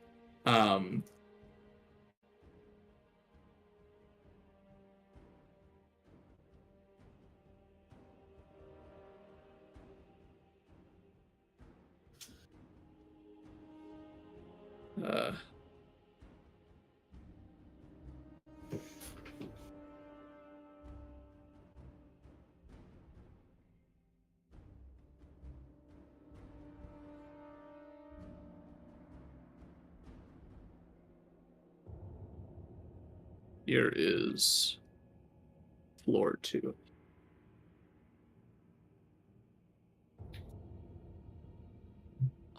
Question, because I don't know if I see it on here. Just come looking through my equipment and stuff. The spring step shoes that I got that are made by the sparkle spells, do they require attunement?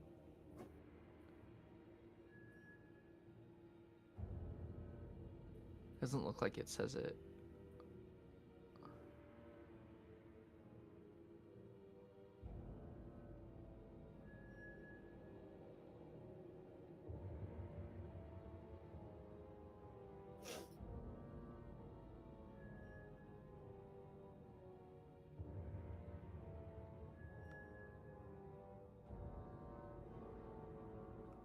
Nope. Cool.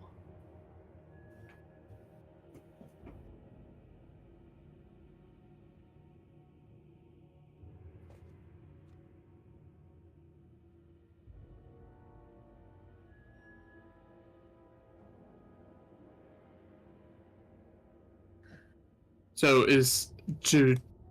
real quick, is that all the plan that is going on? Is just we're gonna tell them we're here to help and then hope it happens? I'm gonna Yep. subtly set fire to every person that we pass by afterwards. No. Not just kidding. Well, plan B is to break and enter, so I Yeah. feel like We don't have those skill sets. I mean, well, if we break their face, we Yeah. could definitely enter. some of Bring us the whole who, city and everything. some of us who are in plate don't have those skills, but His plate doesn't make noise.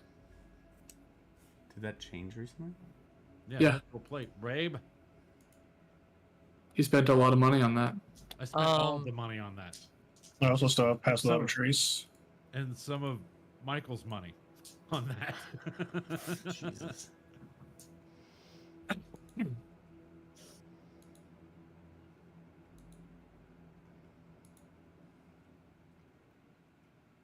I mean, alright. In that case, it sounds like you guys have a plan.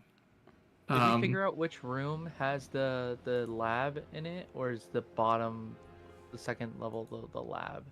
The second level is not the lab. The second level is where the automaton exists. Okay. The second level does not have a clearly defined door for it. Gotcha. You enter on that far left. And it seems as though the lab is on the bottom right. Okay. Okay. That at least helps us get somewhere. At least we know where we're going, kind of. And to get there, to get to the left, is that the elevator down, or is there like a staircase on that first floor that we need to get through? For the first floor, there's that elevator on the far end, yeah. Okay.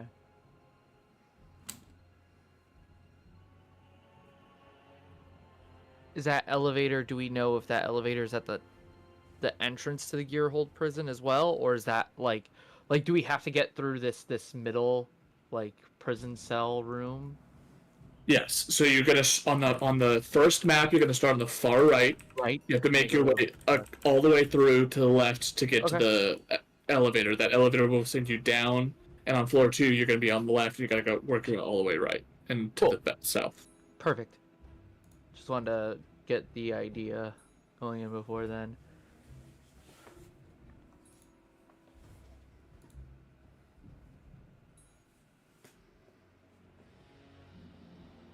Cool. Yeah, we'll see if it works. Can I request that we take our break right before we get to the prison instead of in the middle of us being in the prison? That sounds good. Can we take it just a little bit early than normal? Yeah. I mean, is there anything else you guys want to do before heading out there, or are you just heading out to the prison now? You go there now. We got the map. I'm assuming we also got the health potions with it. Yeah, how when I many did got we get? it. Yes. So you all got one common, just regular health potion for each of you. Okay. Hold Perfect. please.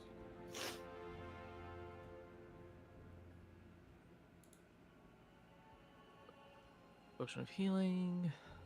Add to equipment. There were 3 potions of greater healing. And there was 1 potion of superior healing. So,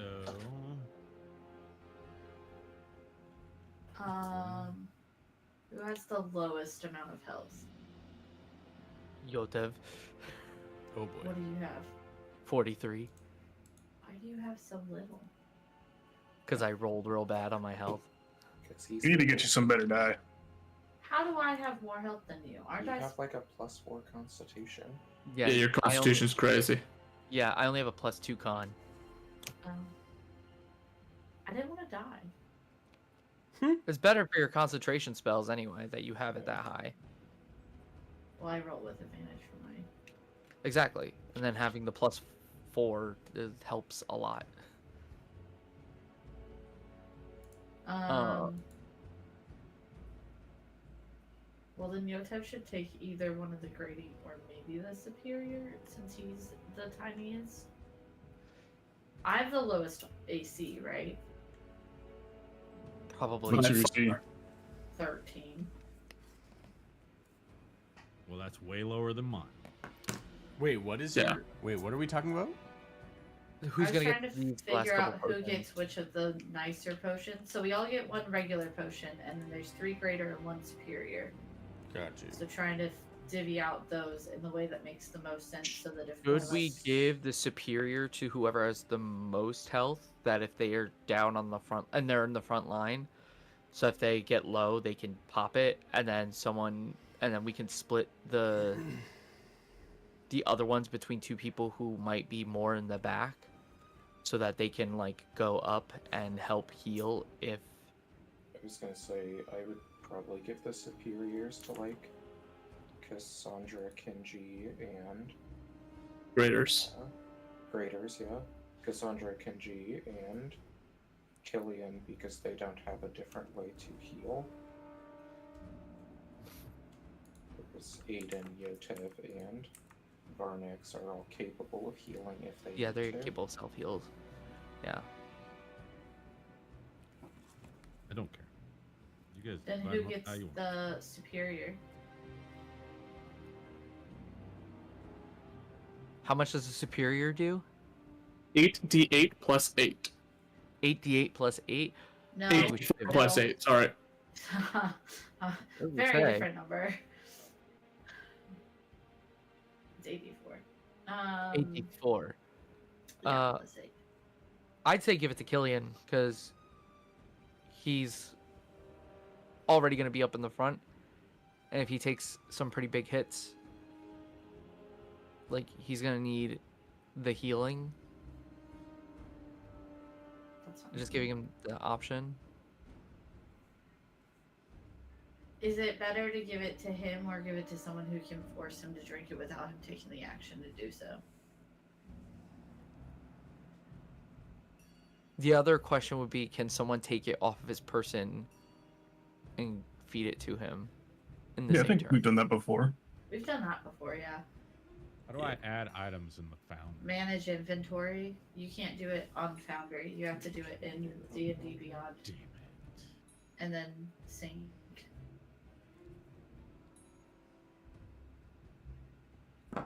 Yeah, if you want to just add it in D&D Beyond, I can sync all the characters on break. I'm So- fine with him having it. So Cassandra, Kenji, and Yotev were getting the Greater. graders, and then Killian is getting the Superior. superior. Sure. And then everybody gets a regular one. Yeah, Yeah. Okay. I'm fine with that. I just wanted to make sure that it was as even Yeah. logistically, because it's not actually even for us. All right, I've added those. Yeah. added I've got Yotev as Same. such like a mixed bag of like what he can do like as a support and like offensive tank, that he'll run up and heal. Like if he needs to be medic, he'll be medic. Okay, perfect. Petition to take our break and come back at 9. Cool. Just have a couple extra minutes. I'm Yeah, good with that. We'll head straight to the thing. sounds Sounds like good to you me. guys are as prepared as you're wanting to be for this. It's more of like as prepared as we can think to be. Plan B, no plan, or no plan B, no plan C. Yeah. Plan B is just break in. Plan A, Yeah, talk our it's way in. bust Plan in, B, yeah. figure it out. Yeah. Improvise. All right. That has worked super well in the past, so I look forward to seeing how that goes. I'm ready for our next TPK. Yeah. We're all here for it tonight too. It's fantastic. I would like not to, please. I mean, this I'm is about ready the to same time, cash right? Shatter on the automaton. No. I'm ready to cash shatter on the automaton. Like It's we were level 6 when we died, right? It is the same power level, yes. It's the same level, yeah, but I have also gotten you We've guys a leveled little faster. higher, faster. 'Cause Just a that was weed. our request. I feel like our We team, have a our party's little better more equipment balanced. now too. Yeah. Well, but that was one of our only requests, was to level up a tiny bit faster than before. Yeah. It's our only feedback. All right, I think back Rick at does 9 get around the team. and Also, break.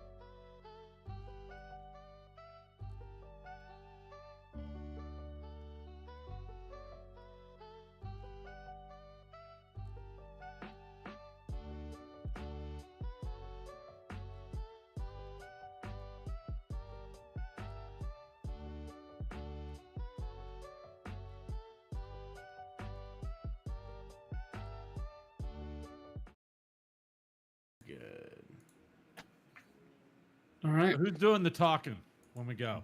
A great question. Definitely not me. I have no charisma. I have all of the charisma, so probably me. Yeah, but we need to have Yotev's plans.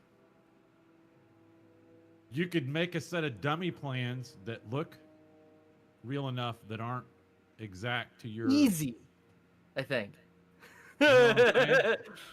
That look different enough from what they have, what they got from you originally, to what Yeah, your that real sounds like something working that's in version. Yotev's wheelhouse that he could do.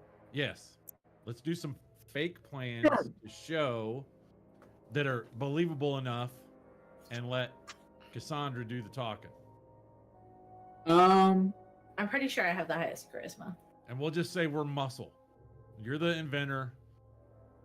We're the muscle. I'm Yeah, the if anything- manager. If anything, I would like to definitely like aid with like the intelligence aspect of like the like Yeah, yeah. understanding what things are there. So Well, Don't know what that could Cassie's really do. also sat in the like our entire trip to Hupperduke. Cassie sat with you while you were tinkering in the tent, so she would know more than she would have beforehand definitely about what you're beforehand, working for on. sure. Like I Yeah, think Yotev more would than have goblins anybody playing it. in the group elsewise, Yeah. right? Because that was what, like 3 days of us traveling. Yeah. Make a straight intelligence check, Yotev. Cool. And this will be how convincing how well you'll be able to hide major flaws or things that simply don't make sense in this schematic, so that you're effectively not giving them crap without making it obvious that this won't work. Sure. With that, I'd like to use, because I could use it for an intelligence check. I'd like to use another charge on my Ring of Puzzler's Wit. Absolutely. While making it. So I'm gonna make this at advantage. You said a straight ability check, right? Yep. Advantage 18. 18. You take some time and you're able to pretty easily get like just copy from one to another most of it. Once you get the bare bones, you go and you start adding things that would dramatically decrease the efficiency of the power, but you're able to sort of make it look like it's diverting to something else that seems important. You're able to take elements of it and adjust how they would fit together to make it to where certain contraptions just wouldn't be able to fire. You Sure. change some other aspects of it to where now whenever your something gets fed into this system, it actually feeds more energy than is required, causing it to overload or even repeat calls to it, which will cause Yeah. it to basically like overload the amount of commands that it's getting. You create like little logic bombs in it and all that shit.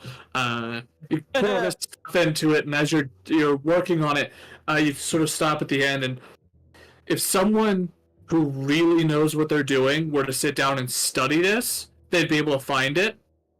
But as a cursory glance, this looks really usable. So you're able to take that, make those modifications, and you remove some of the stuff that you found out. For example, I imagine, at least, you remove any and all reference to the spark. Absolutely. Any and all Yeah. reference to the spark is removed. If anything, preventing anything, because in case they actually start to use it, prevent any of like the like implosions, like, or anything that would like cause it to be incredibly dangerous. And anytime it seems like it's gonna go like into like an overheating, it just shuts down. Cool. Like the suit like becomes unusable, unmovable. Like at that point, it just kind of shuts itself down. It's like the goal of that. Cool. So you go and you make these changes. You roll that up and put it into a like protective tube, kind of like the pusher tubes, and throw that over your shoulder. That. I'm gonna go ahead and activate this screen here. Ooh. So you guys stand as a singular guard is at the front of this entrance, sort of watching you all approach. As you getting closer, he kind of holds his hand up and says, good afternoon. I apologize, but Unless you've got business here, we can't let you in. Do you have something of importance you got done? Need to get done? Oh, that's me. Yeah, we actually are here to see the researchers at the lab. We've got some schematics for your new soldier prototypes so that like your soldiers don't die on the front lines. So we're here to help them with the schematics, and they're here. Looks does his best to like look like he doesn't know what you're talking about, but does look over it towards you, Yotev, as you hold this thing out. Do you unfurl it a bit to sort of show off, or do you keep it in? Yes. Starting to unfurl a little bit. On top of it, it says, Steel Soldier Initiative Mark II. Just as like, Perfect. so it has a little bit of like the plan, like their game plan on there. You scroll out just enough to where it's obvious what it is, but without like fully unfurling it and showing the guy. Yeah. You scroll out just enough. Cassandra, please make a deception check with advantage with Yotev's help. Boom. Isn't that what we're doing though? You're lying about your intentions still. Oh. Yeah. Yeah, we're not aiding them. We're gonna Dun. wreck shit. And you said with advantage? Yes. 23. He those of you with good. Is it too late for me to say that I would have cast guidance beforehand, like leading up to this? No, you can quickly do that. Yeah. Casting guidance. So you get a D4. 26. I got a 3. I had to do math. For those of you with good insight, you can tell that he's like, this is more or less top secret. He's not supposed to give off like he knows anything, so he kind of watches you all a little bit. But after seeing that, and after Cassandra got given this, he sort of nods and will open the door, take a step inside to let you all in. Yeah, we're in. And we're all just gonna walk casually, Easy. like we know exactly what we're doing, and nobody's gonna do nothing.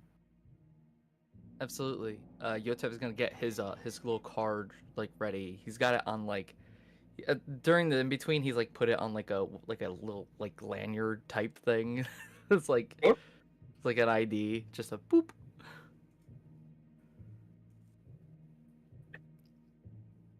Yeah. So now we're here. Do I know what this circle is? Let me pull up the actual map so I can actually see the full map too on the side. That's cheating. We know what it looks like already in here. We know what the floor plan looks like at least. We're given the schematics. Yeah. Do we know what the blue circles are on the floor? Didn't come up. You can take a look at them. Because Sure. are Would you we like to make being an Arcana escorted? check about it? Nope. He basically let you in and was like, okay, you're here for a purpose. Come on in. Sure, I'd love to make an Arcana check about it.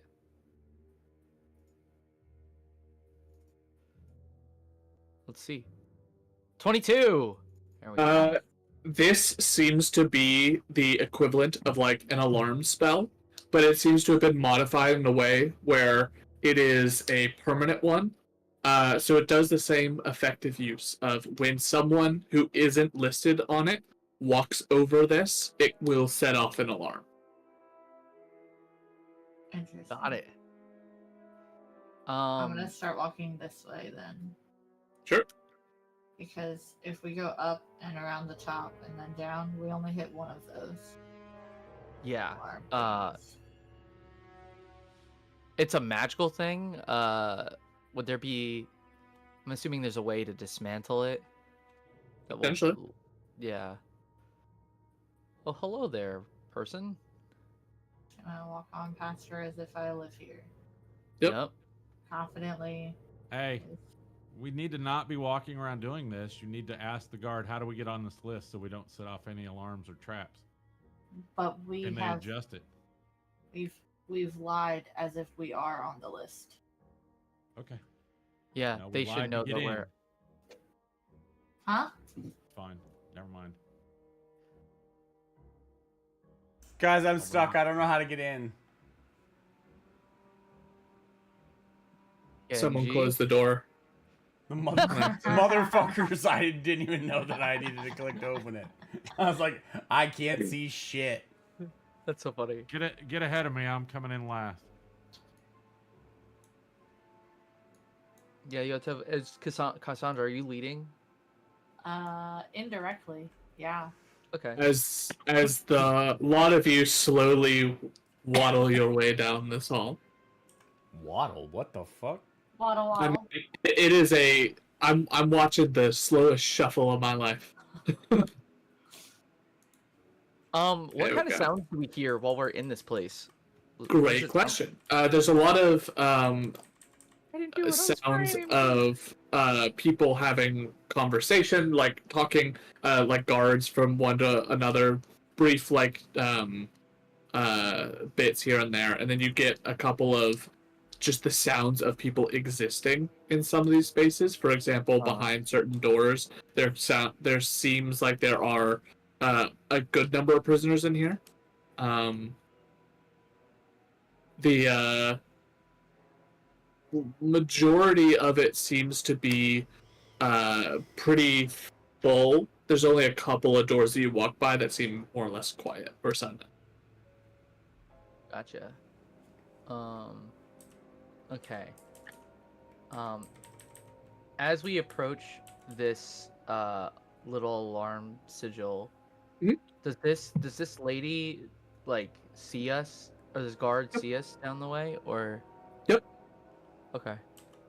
She's just standing there watching the hall. As is her job. I'm gonna go and walk on by. I know, I was gonna say, I think if we just continue as if we are supposed to be here with like all the confidence in the world, like we know what we're doing. If it does go off, we just bullshit our way through it again like we did at the front. Yeah. That's kind of my thought process. Right? I'm cool with that. All right, Like- Kenji, you walk around this corner, and there's a man standing there. Looks to be a little bit more well decorated, holding this section off.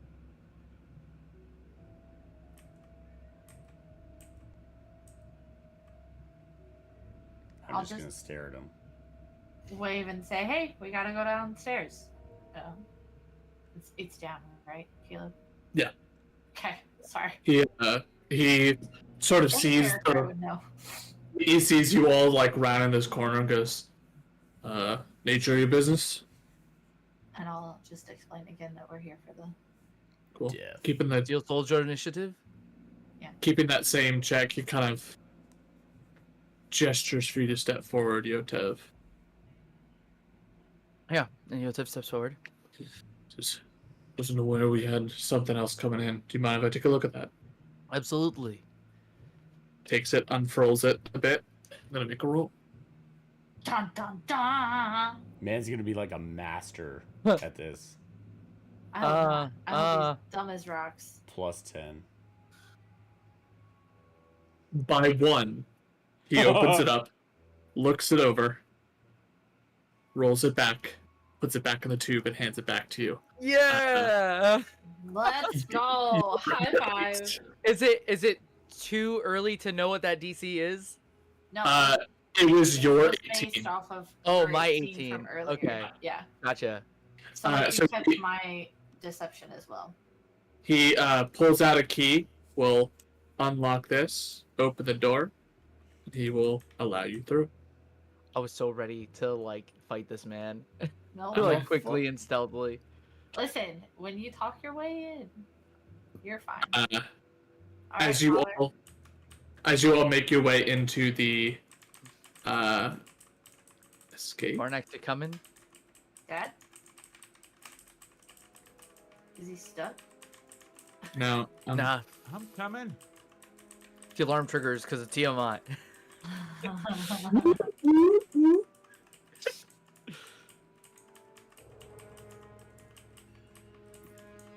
We did the hard part. Caleb. Yeah, we did actually. I'm hoping the rest is pretty easy. Only thing we don't know, which we didn't think to ask until now for ourselves, is if the automaton like will set off alarms. But it sounds like they're not able to control it or do anything with it. So Do we it know sounds which like it's room rogue. is the actual lab room where the people? It's will the be bottom to- right-hand corner. We know where. of the Yeah, map. we know it's the bottom right, and that's about Okay. it. But we don't know exactly where. We just know it's in that area. Why is everything Alright. like black and white now? I like that ambiance. Caleb's fixing it. I for can't us, see so. shit. Nope.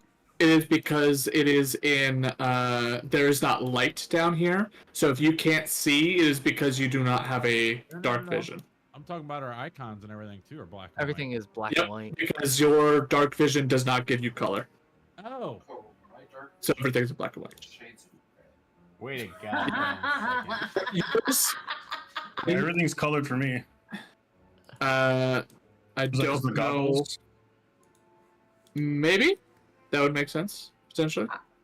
I would like to cast light on whatever I'm holding. I don't know. Give me my St. Jude bracelet. All right. What's the bright and dim on light? 2020.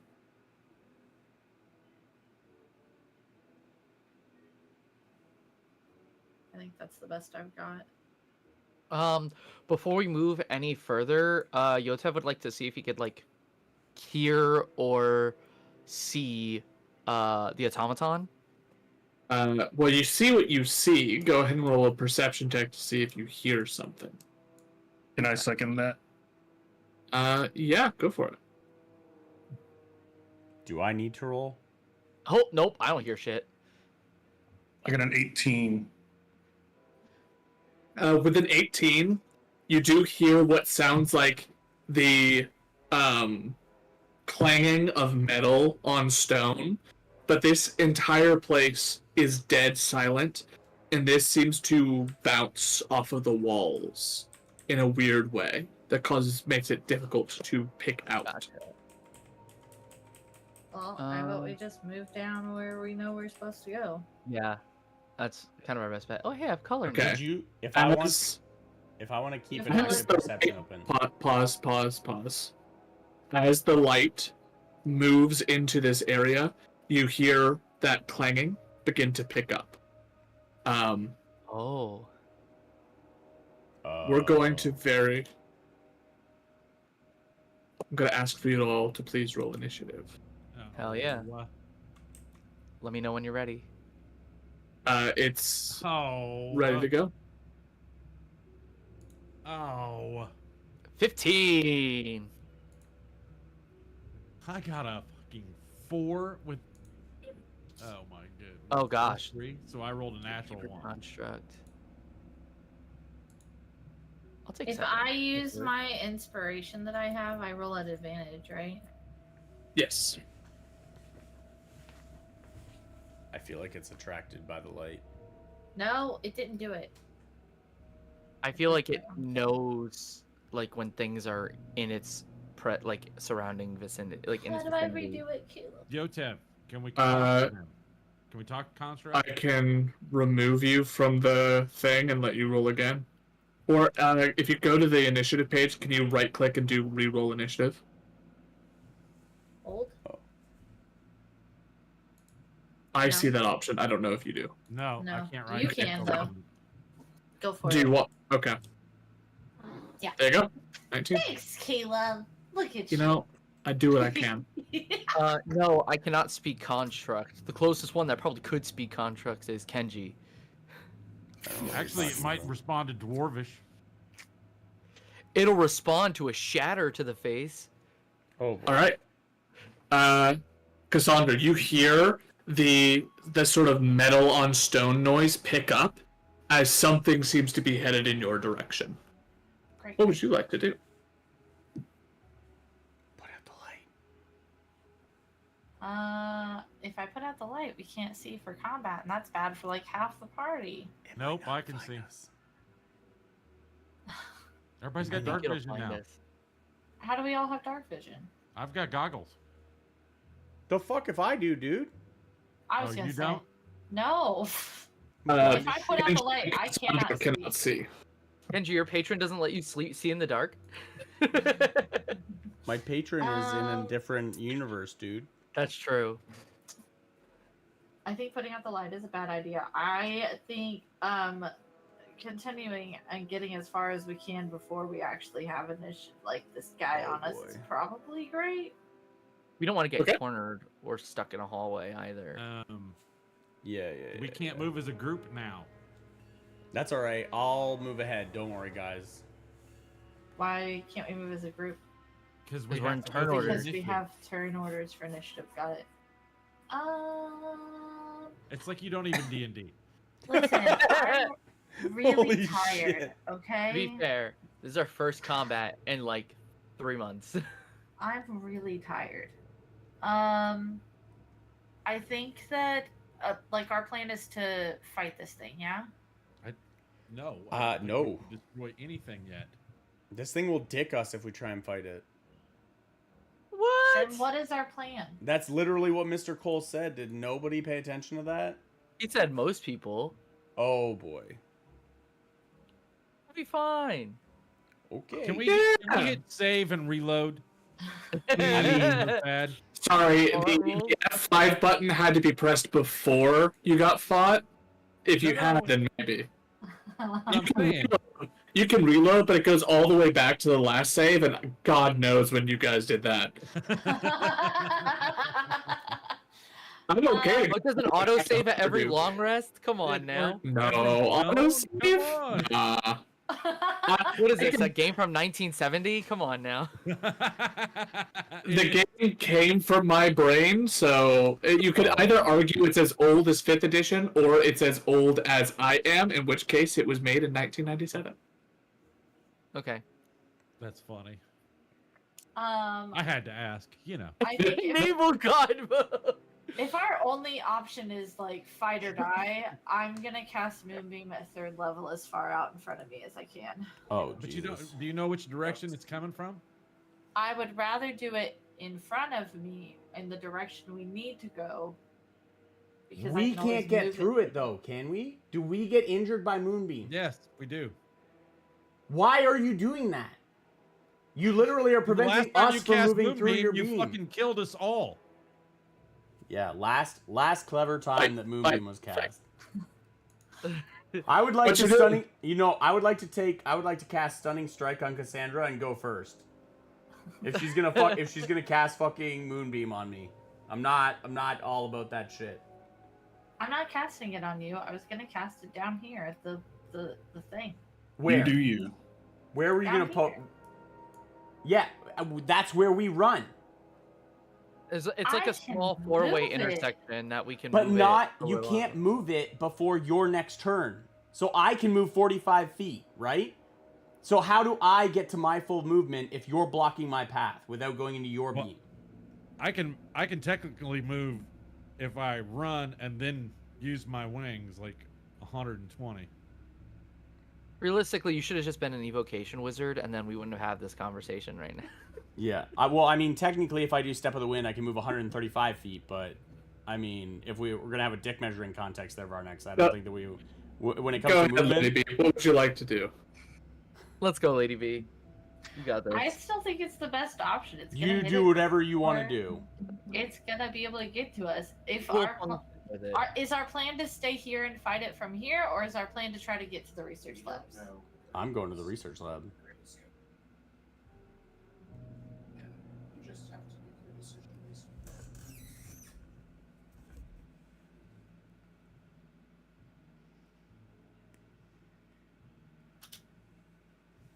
Do I see it yet? You see what you see? Okay, then I'm going to put the moonbeam here. Okay, Obviously, I'm. At Did go ahead and third- place it. All right. never 3rd mind. level, because then everyone can walk the fuck down here, down this right corridor we need to go For down. somebody who doesn't want to murder people, you're awful free with just throwing out moonbeams for random strangers to walk through. Yeah, like What if what a the researcher fuck? walks the fuck out and goes right into it? Now you've killed The an research innocent lab person. is down to the right. Oh my god. You don't know what they use. Maybe the pisser is over there. What? Maybe the bathroom's down to the left. That's what I Hey, said. could you imagine you go take a piss, you come back out and you get blasted by a movie? First off, if you have to go into the deadly hallway with a rogue automaton in order to go to the bathroom, that's a really bad floor design. don't and think they it's need to rogue. fix that real If quick. most of these people have dark vision though, because they're like gnomes and shit, so I really think that the light's drawing it, because it's fucking Snooki said as soon as the light goes into the corner, you hear it coming towards you. Literally This said that. So this reminds me of the Emmy from Metroid Dread, where if you step in the room that it's in, it knows where you're at and will find you. I'm just saying. Let's just I'm, go. ro- She I'm cast rolling. Moonbeam. I'm rolling 4 Go ahead d6s. and place Moonbeam. No, it's fine. All in my turn. No. You just said you were placing it. Place it. No, it's fine. All in my turn. And I'll turn off my light. And I'll just sit here in the dark. Hope I don't die. We'll protect you. Oh my goodness. As the Oh, light so goes dramatic. out, The skittering stops. You still hear You the end your skittering. turn? the skittering does not stop. Yeah, I know. Um, It knows because we entered the room. let's see. 5, 10, 15, 20, 25, 30, There it 35, is. 40, 45, Oh, God. 50, 55, 60. As Oh it, god, it's in it, combat. it rolls up into a ball and starts rolling down. And as it pops out, it gets into its full form. Let's see. So you're about running. I'm gonna push it back. And then we can It's going to try to beat the crap out of Aiden. Where The is it? closest one. I don't know. He walks up above you. So Oh shit, it's a 15 to hit that's a miss. and an 18 to hit. That's also misses. As it goes, it swings at you twice, and you are able to use your double-bladed scimitar to basically block these massive scraping claws that it has as it sort of pops out into this sort of. I literally just said I need to stop making references to pop culture, but it's almost like a droidica. That was immediately what I saw. Yeah. As soon as you said it rolled in and came to its full form. I'm cool with these references though, because Because it helps I visualize can't it. think of it any It's other a way. picture, and that's the only thing I have in my head. Yeah, Yeah. It will end its turn. Killian, that is your turn. Okay, I'm going to manifest my echo right above, like right here in this little square next to Kenji. Okay. Party echo. Boop, boop. All right, and I need to double check something before I make my move. Are you about to do some work? Hopefully, maybe, possibly. Find out.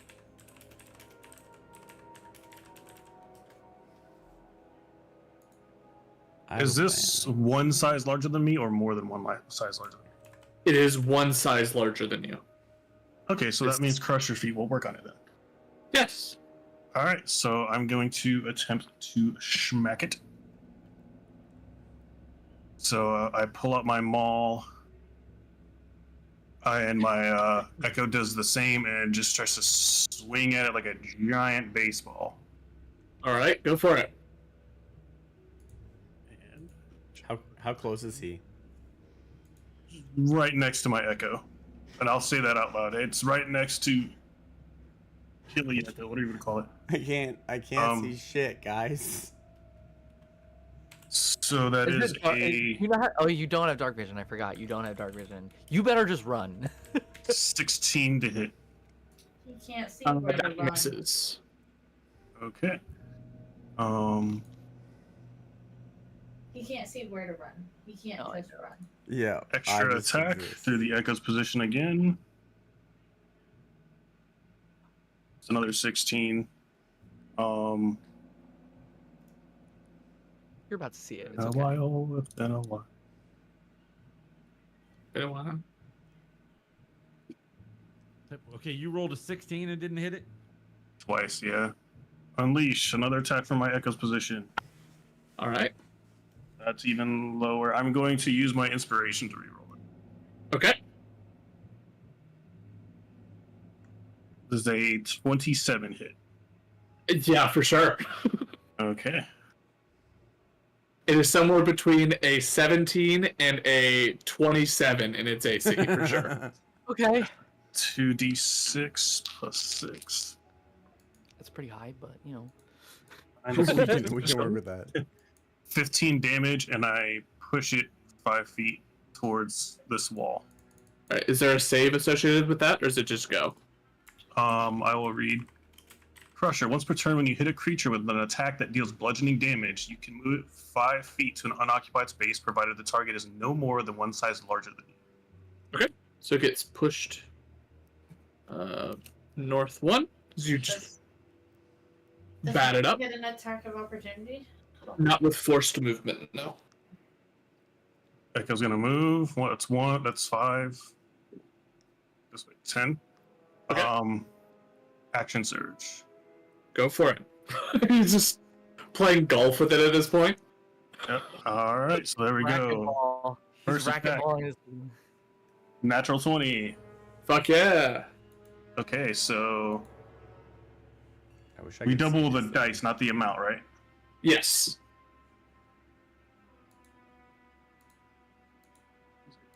5, 10, 13 plus 6 is 19 damage.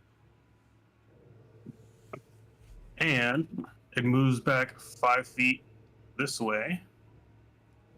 And with the Crusher feat, all attack rolls against that creature are made with an advantage to the start of my next turn.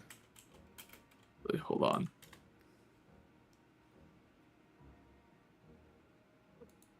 Jesus. Killing machine. It does not move, actually. It is once per turn.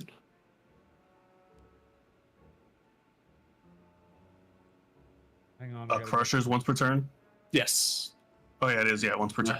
Right. But it does do advantage on all attacks for this turn. Okay. All right, well, second attack.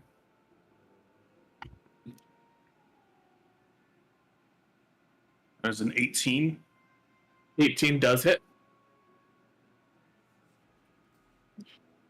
There's a 9 plus 6 for 15 damage.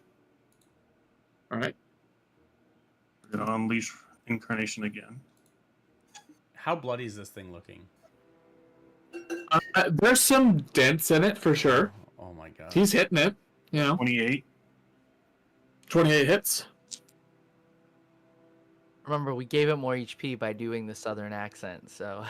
10 damage. All right, for an extra 10. So- Echo starts slamming into it. It's able to push it away from Aiden. Aiden, there is a brief moment where this thing is in constant motion as it was just sort of next to you. There was a blade that was going to hit you that, as the Echo pushed it back, went maybe inches from the tip of your nose and missed. This thing seems to be dangerous not just in its ability to hit you, but in proximity. It seems to continue to have like these whirling blades that can cause damage. That's my actions and bonus action. This guy still has 20 feet. 15, 20 on us around it. And I'm gonna tell the party we need to, if you're running, run to the right. And Which way's right? There's just who doesn't have dark vision? Kenji just holds his hands out like this and then just can't see them. Okay, so we talked about who has dark vision already. Who does not have dark vision? It's just me and Kenji. Kenji. That's it. Yeah. Okay, I'm gonna pick up Kenji and run No, with no, it. no, no, no, no, no, don't do it. But Don't not do it. far. No, Not don't do far. I just want to get. I'm moving you to the right, and I just want to move. I need to know where he Kenji, is. I have such a like- clever idea. It's fine. He can't hit me. It's fine. Do you want to come with me? I'll ask when I'm about to grab you. I just need to see him. I need to see him. You want to see him? All right. Good luck with that. I'm gonna move. I'll move over here. What? Actually, yeah, I'm gonna move over here. So I don't know what's down here.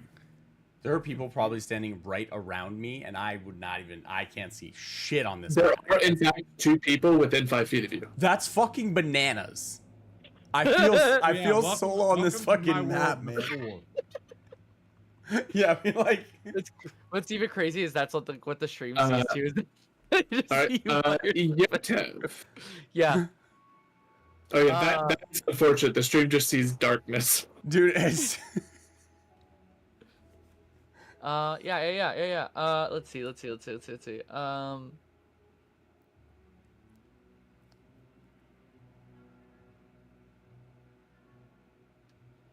I think what Yotev is gonna do here, Yotev is gonna bonus action Hunter's Mark on the creature. Okay.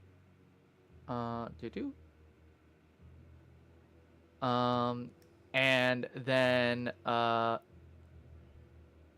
can I see if it's like with the hits that it hit from Killian, if it's like leaking oil of any kind?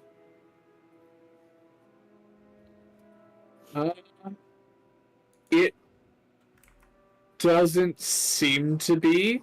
Like, Okay. it's gotten hit, but it's been a couple of like bludgeoning stuff where it's like the metal exterior's dented in places, but it seems for all intents and purposes fine. Cool. I am then gonna go and take out the rifle, or the pistol I have, wherever it is. I actually don't know where it is right now on this sheet. It's gonna be a fucking gunshot right by my fucking head, and I'm not even gonna see it. Actually, can I You'll see the retcon and flash. be right here? Sure. Thank you. Where the hell is it? Did it not come over on here? That's unfortunate.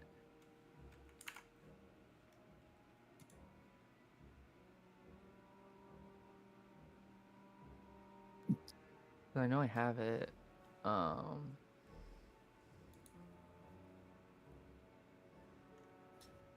See in my D&D Beyond, but I don't know if I have it in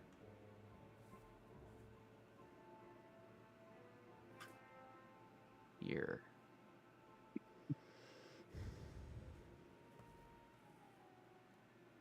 Inventory. Yeah, I don't see it under weapons. Okay. It's in my D&D Beyond. I'm gonna take a shot at it with the pistol. So what is that? That's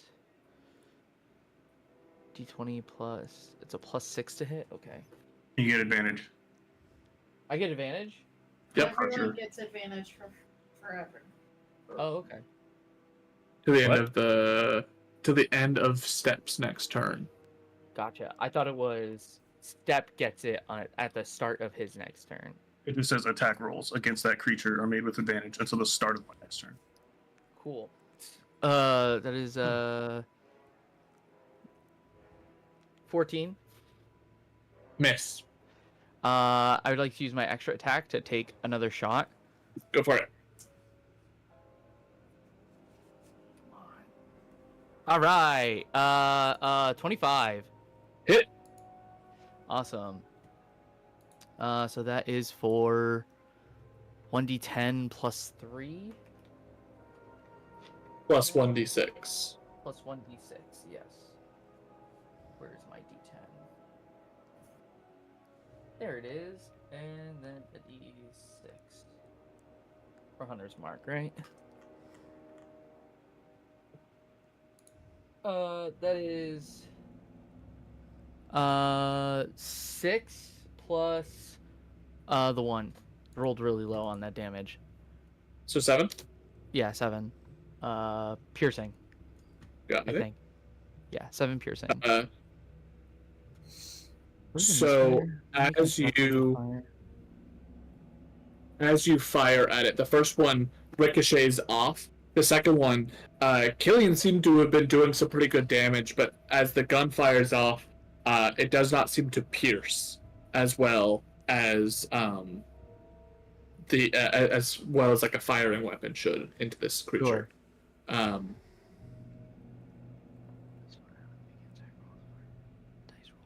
So I just gotta read the misfire and the explosive thing. The fuck? Upon a hit, everything within 5 feet of the target must make a dexterity saving throw, DC. Are you fucking kidding me? Yeah. Or suffer 1d8 fire damage. If the weapon misses, the ammunition fails to detonate or bounces away harmlessly for doing so. I have to make a dexterity saving throw? No, No, you're not next hold to on. it. I don't know this. Hold on. Does the fire This is from just his from gun? the Exandria pistol. Is that the one you fixed up? Yeah, a little bit. Nice. Does the fire from his gun illuminate this thing? That's what I was hoping to do. I got you covered. Oh, do you? Incredible. Wait, you're after me. Yeah, but I got you I covered. will delay my turn until after you then. I'd like to hold my action until when I can see. Yeah, I would like to not be blind, please. Reload the weapon. No. Whenever you make an attack roll with the firearm, the dice rolls equal to or lower than the weapon's misfire score, which it doesn't say. Yeah, misfire is a score of 1. So if you ever roll a natural 1 on it. Oh, okay. I see.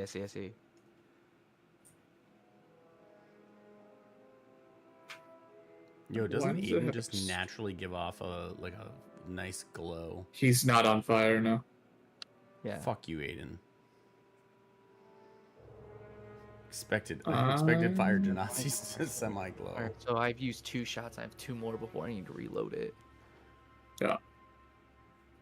I was Is this unaware of that feature of the firearm, but What is it? Explosive. yeah, I didn't realize that was something it did. I didn't realize either until just now when I was looking at it. I was like, oh, what's all this text down here?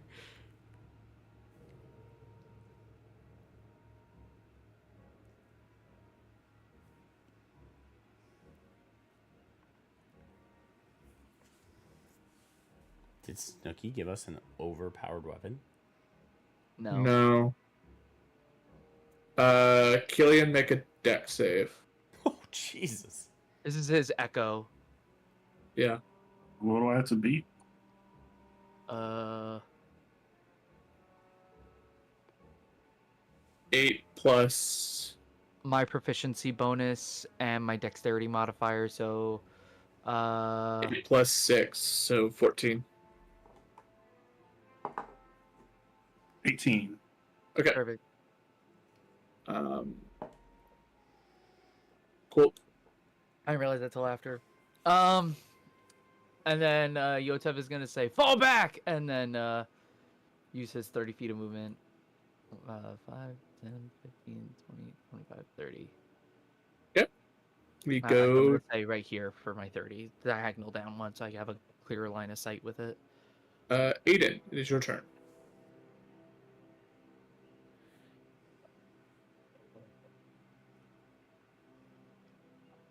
Aiden's got this. One shot kill. Watch this. Why can't I hear? There we go.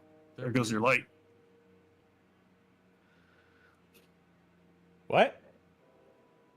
Flame blade gives light. Yeah, 10 and 10. So let me go ahead and light.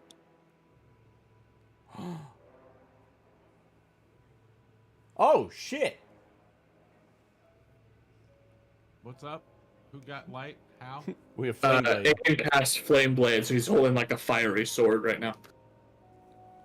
You know what? How did I not hear that? You're muted. I'm muted? No, Michael. Yeah. There you go. I don't Okay. know what happened. I cast Flame Blade, Yes. and then I move up here and I attack it. Oh Jesus. Yeah, 26 a hit.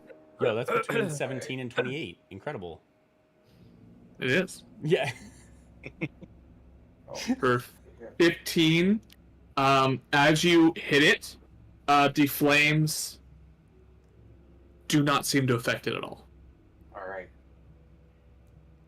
When I see that,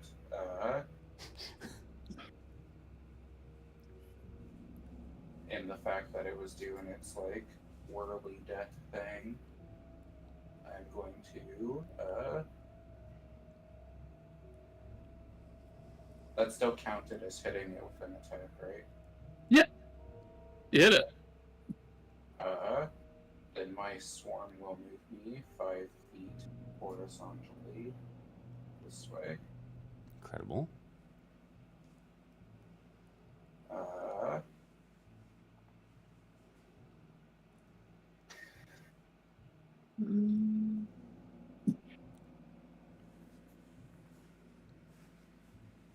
Does that prevent attack of opportunity or no? I assume it does, because I don't know why it would really do that. I would also assume so. You pull up the ranger. It's isn't it considered forced movement? Swarm keeper.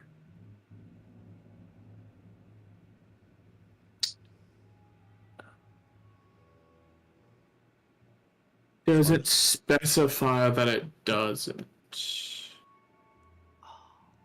Swarm keeper. Not me thinking I should have cast movement. Vortex Warp to put it in a small room that it can't fit through the entry to. Yo, Ryan, check your DMs. Oh god.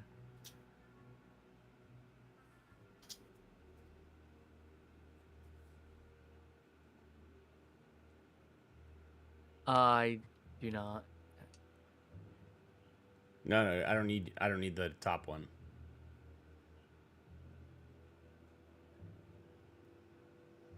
That's funny. Yeah. How big is this thing? Again? Large. Large creature?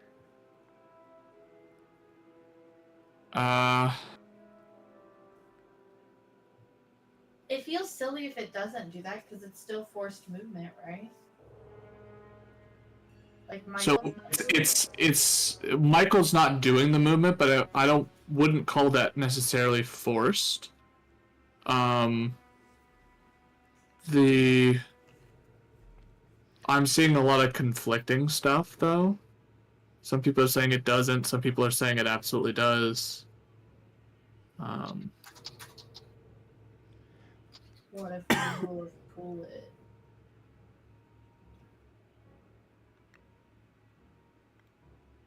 I think that's pretty cool. With a rapier. Chef, I think it's cool. I've overruled it. Yeah, rule of cool. Fire's pretty cool. Let's not waste all of our resources on this though, because we got a bigger fight definitely coming ahead once we get to the lab.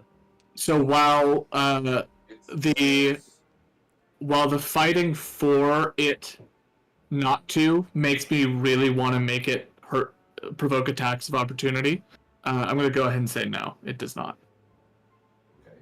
Under opportunity attacks, just to back that up, it says you also don't provoke an opportunity attack when someone or something moves you without using your movement, action, or reaction, which this didn't Okay. get those. Okay. So you're good. Yo, God bless. They should, however, write that in there to make that so much easier to not have to look that up. Yeah, but then you wouldn't have more things to look up, dude. Okay, Yeah, it would so make that's- it easier. How dare they? All the wizards. They're just trying to make sure you have a job, dude. That's bonus action attack. Yeah. If he wasn't looking up the rules, what would he do? Yeah. I think I just want to. Guide Run them. away. I don't know how I want to run. I want to keep it kind of up. So I moved 10. No, I moved 5 before 10. 15, 20. Does anyone have a way for it to be able to have disadvantage on its saving throws? Give me like a few levels and yeah. I'll move here and be done. Because my plan is to vortex warp it back Kenji. as far as I can throw it. Okay. Tell me about this magnificent creature that you've created, Snooky. Describe it to me. Its okay. height, its width. Tell me about it. So the Its first weight. and probably most important thing is the fact that I did not create it. Okay. The second would be that it is a big spherical contraption, like Okay. metallic contraption. So it's gonna have some heft to it. Okay. I don't know tell me what you want to do, and I'll tell you how it may work. Or I may wanna- not work. I want to do some fuckery. I have- assumed. I have on me the ability to make a pit. A pit. A pit. 10 on each side. Exactly the size of this motherfucking thing. Okay. If I were to put it under it and summon this pit, just get sucked into it. Can it climb out? It's a circle. You said it's got. You haven't seen it climb, so you're unsure. And we don't know how big this pit is. We just know it's 10 on each side. I looked it up before I asked. What's this from? The Robe of Useful Things. I believe you rolled me the pit. You gave me this implement, Snooky. Why would you deny me this?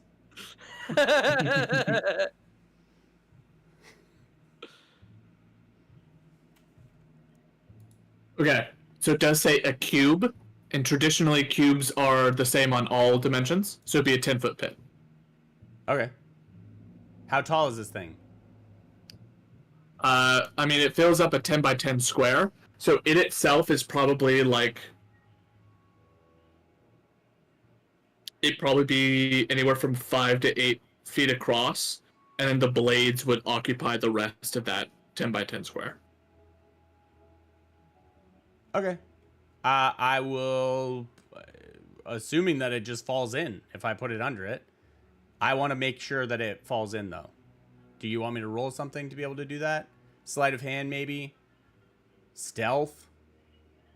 None of that makes any sense, right? A key point. Sleight of hand to be able to dodge all of its blades and get under it, basically. To, like, be able to put it. So, I mean, you can put the pit specifically says you can place it on the ground within 10 feet of you. Yeah. So it's not like you have to get particularly close. What's your spell save DC? Or what's your DC on your stunning strikes? 16, I think. If you'd like to try, you may do so, and I will roll a dex save for this thing to see if it falls in or not. If I put it half in, half out on most of its legs so that when the pit is created, the legs already fall in, will that give it disadvantage? I probably not. It would just change where the hole is. Like if you made the entire space beneath it disappear at once, that would probably be harder to save from than making it disappear under half.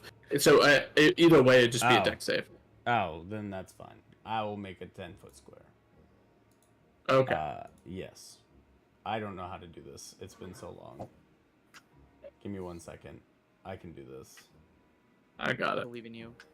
Yeah, I've lost faith in myself. I will delete the pit off my Robe of Useful Things in D&D Beyond.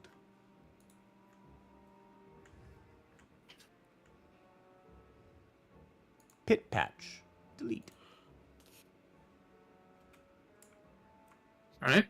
I'll go ahead and make a dexterity saving throw. Oh my god, incredible. All right.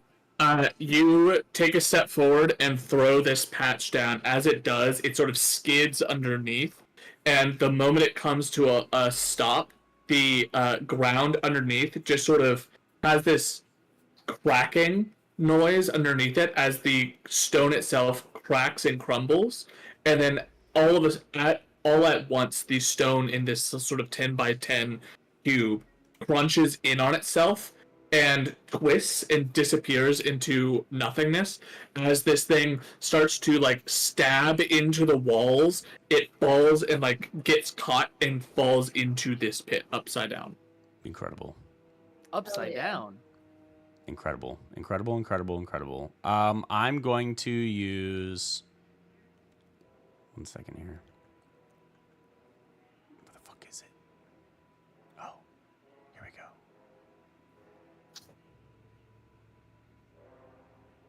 Oh, cool. Yeah. I'm going to use we're running, right? So I'm going to use a key point. Step of the wind. So now I can move 90 feet.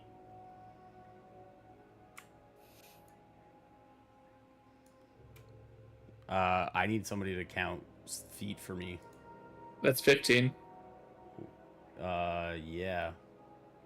That's 30. Okay. Well, let's move there. Okay, 30. You're next to me. Am I? You're in the same square as I am, yeah. Just 1 second. I'm trying to recall from into Yotev. Incredible. Give me 1 second. This is fine. I'm gonna go. You're running so blind. This is fine, dude. 35, 40, 45, 50. You've hit a wall. 55. You 60. run to a wall. Yep. Uh-huh. 65, 70. Huh? 75, 80. Uh-huh. I can't see you anymore. 85, 90. No, 90. Incredible. I have now. You're so far away. I have Okay, moved based on the recollection of our schematics. She runs, bumps into Yotev, takes another step forward, bumps into Cassandra, moves, runs into a wall, turns, runs down the corridor, and disappears. Sorry. Sorry. Excuse me, pardon me. Yeah, sorry. Fuck. Varnex. I'm not taking the running approach. It's in a hole, and all attack rolls have advantage on it at the moment. I know. Cool. But this changes since everybody's running, I guess. I don't care now. You're gonna solo this thing? I'm gonna go right here. That means he gets all the experience from soloing it. No. I need to run I back. took shots at it. And It's Pokemon Okay. rules, right? You get 3 points of experience for the 3 damage your gun did. Oh, I'm Four. leveling up. Yeah. all right. I'm gonna breathe acid on this motherfucker. Okay. But I need this. It's placing the marker weird. I don't want it to go that way. I want it to go the other way. That's all right. As far as the marker goes, you're basically looking down and breathing down. Yeah. So we don't really need that anyway. That's a dex save. So dexterity, saving throw, normal. That's a natural 1. And that's gonna be 2d10 acid damage. So let me get some d10s here. D10s. Where Damn, is and that the one? That's crazy. It takes It quad is gonna damage. be It is in a hole, so it does kind of make sense. Upside down too. 13 points of damage. All right. If we just fill it up with acid, can we just or lye? Can we just disintegrate this thing, or? Did that affect it? Could I see that it hurt Uh, the interior? It definitely, you can see spots in the armor where the acid is starting to pot mark the metal, and so it definitely has that effect. All right. And I took Doesn't away seem to Tasha's be- caustic brew. It doesn't seem to reduce it, but it also doesn't seem to do especially more damage or anything like that. But it didn't look like it didn't hurt it. Yeah, it definitely did damage, and it wasn't like a reduced damage either. Like the fire, just Correct. nothing. Fire just woof, right past. All right. Then I'm gonna stay here, and I've got 2 more attempts of that at it. So All right. So with this version of the acid breath, when you take the attack action, you can replace one of your attacks with it. So since you have extra attack, you can either make it a melee attack or breathe again if you'd like. I will breathe again. Oh shit. Alright. Make a second dex save. That's really good breathing. That's also a fail. Really center yourself. That is 50 points. As you go full zeitgeist on it. I got a 10 and a 5 on my 2d10s. It starts to like the popping noises of the acid seems to pick up, and just more of it seems to like sink into the small sections where the metal plating are, and some of the internals start to like spark from a reaction of the acid hitting it. So it's looking fucked up then. I wouldn't go that far. That is your action. Is there anything else you'd like to take on your turn? No, I'm good. All right, Cassandra. I'm gonna cast Moonbeam on it. Yeah. Here we go. We have it. It won't work. You just gotta move in and out of it for it to trigger. No. Or if it starts its turn in it. I can't see, so I'm going to feel along the wall and go 30 feet and just continue down this way. Okay. We're the 5, two 10, blind people that 15, can't see shit. I think that was 30, but I don't actually know. I wasn't counting. That means I gotta go with them. You went 15.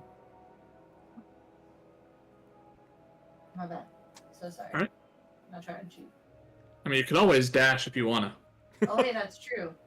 Oh my god. 5, 10, You can dash if you want to. 15, You can leave 20. your friends Can behind. you tell me when I Because click your the friends don't corner to dash turn if they because don't I got my hand on it and I can't actually see it?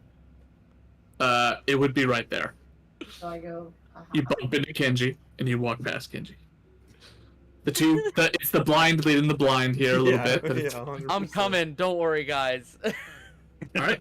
On its turn, it's going to come up from prone, and it's going to use 20 feet of movement to crawl up, and then it will move 1, 2 out. You can take an attack of opportunity if you'd like with your. Yep. 25 to hit. That it? Do I still have line of sight on it? So it shouldn't move because I'm with my sentinel. I'm going to aim for like the joint of where its leg is to try to stop it. Yep. So it Will you crawls try up. to get out? Yeah. 15 damage, bludgeoning. Okay. As it crawls up, you swing at it and catch like the a section of its armor and hook in so that it can't get away. It's got like claws. One of the swords is embedded into the wall behind it. Others are like piercing on the edges of this hole to keep itself up. It's seeming a little like unstable, but it is up. And I mean,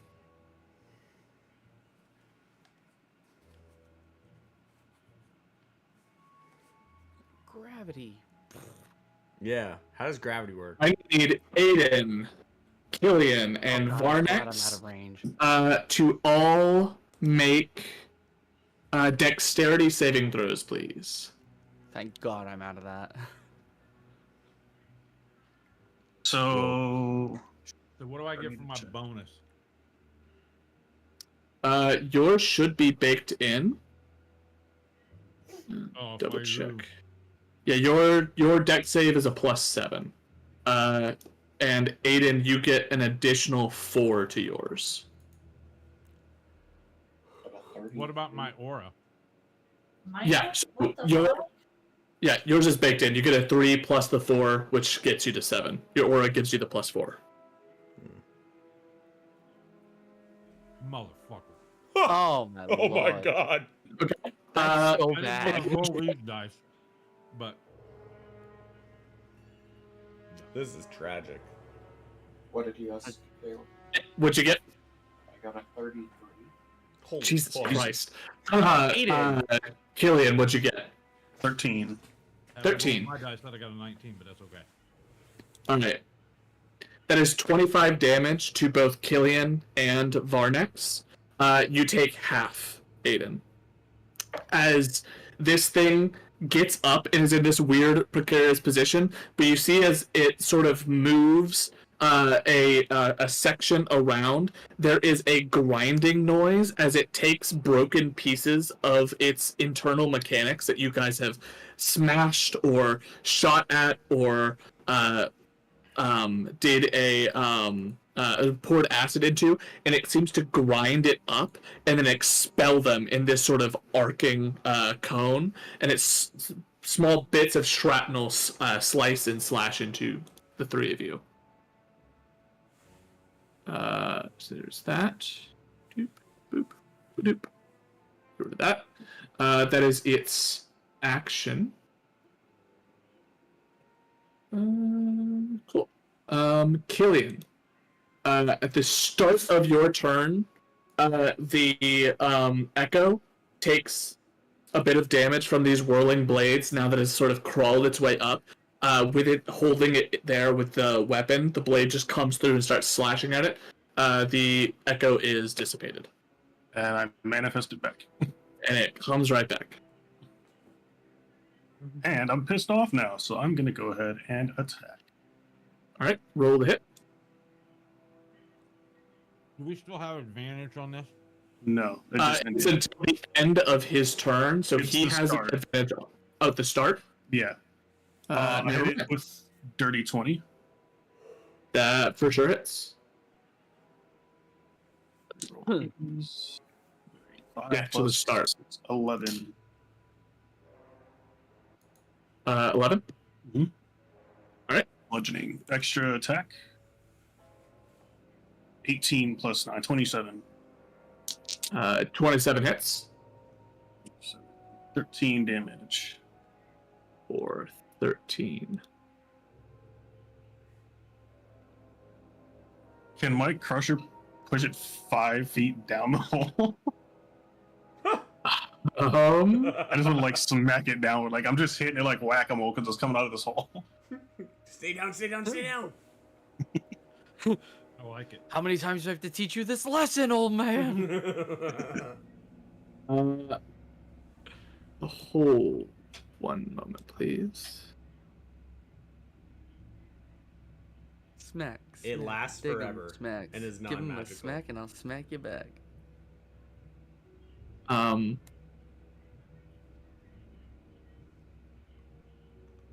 If it falls down the hole, does it take acid damage from the breath that's down there? Okay.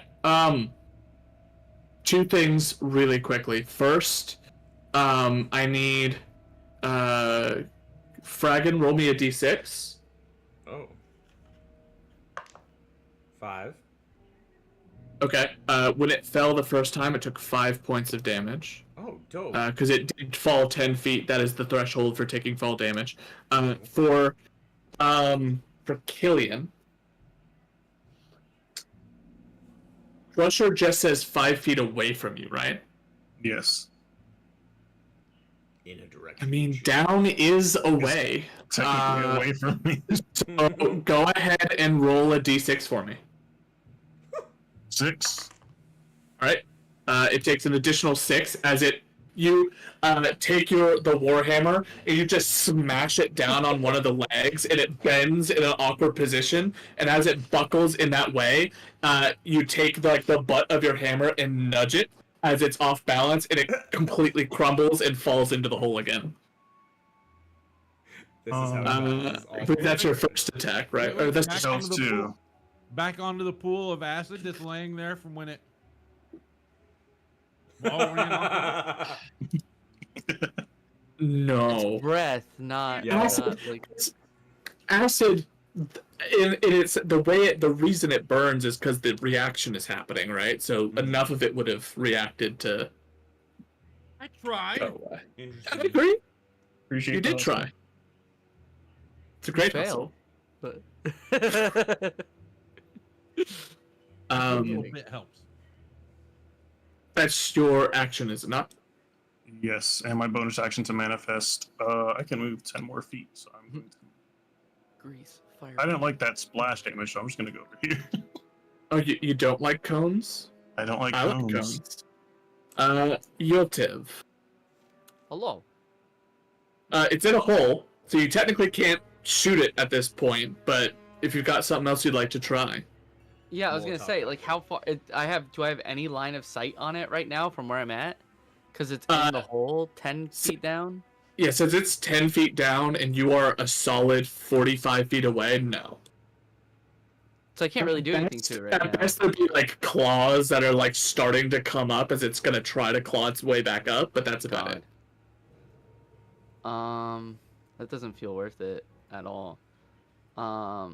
It's a trapdoor spider, except you keep shoving it into the trap, like someone else's trapdoor. Stay down. Yeah, fuck. Let me read the spell again just to make sure I know. I don't want to like use this. It's a clever spell use for yet, the hole, and I like it.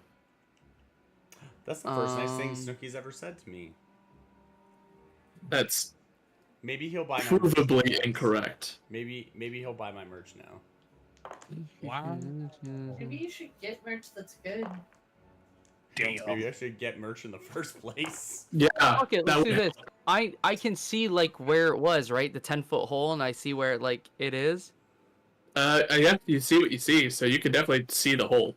Yeah. Grenade. So, fuck it. If you throw the holy hand grenade, Almost. I'm gonna cast Shatter. Okay. But I'm gonna do it in a way that doesn't hit the boys. So it's gonna like centered right there. The boys. Yeah. You there is a incredibly loud explosion. The entire chamber echoes with this Oh no. as you cast Shatter. This is a con save, correct? It's a con save, Disadvantage. and it's at disadvantage because it's a creature made of inorganic material such as stone, crystal, or metal. That is a 9. no, Go ahead and roll that- damage. That dies, or that takes damage, not dies. That dies. We I win. like to when it Ugh, dies. ew, really? you got a 7 Wow. on What the 3d8? fuck? Oh my god. That's bullshit. That is brutal. That's brutal. That's so annoying. You need to get some real dice, is what we need to do, my friend. Yeah, Does- real dice. I have real dice, but they're also bad. I'm just curious what it would have been if I had rolled the real dice. 3d8. Does the thunder damage affect the wall that he's also centered this on, so it falls on the construct? Surely. No. Oh damn. I'm willing to do some funky It stuff. was I'm not just willing as to bad, do if not that. worse, using my real dice. So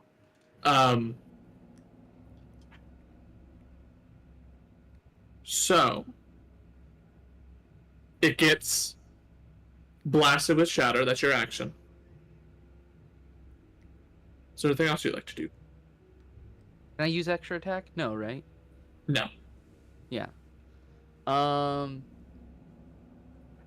that Yotev has done this, he is going to do 5, 10, 15, 20, 25, 30. I'm sorry, 30. Bonus action, nimble escape. Mhm. I believe it is, or it's one of the goblin features that lets me bonus action. Yep, nimble escape. To go another 30 to dash. Jesus. 4, 5, 10, 15, 20, 25, I'm just trying to figure out why you guys are running, because it's going to keep coming 30. no matter what you do. We all said Fast. run, and we all ran, and then half of us didn't run. I'm here Um, to help guide the party that can't see now. Blind people. Aiden, it is your turn. After the very loud sound, I think there Mhm. is no longer a chance that we can just sneak away and not do anything with this. So I'm gonna walk over here, and I did what I had to do. will- Everyone here can see already. I'll drop concentration on Flame Blade. Okay. And I will try to attack it with my double-bladed scimitar.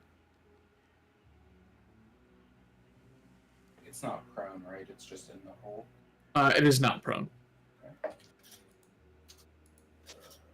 That's gonna miss. I'll use a second attack.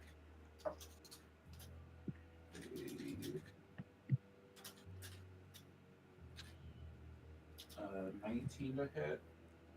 That hits.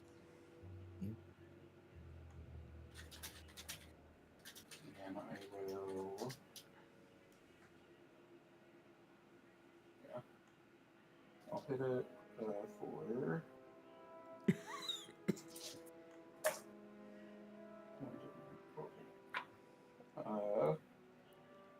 9 points of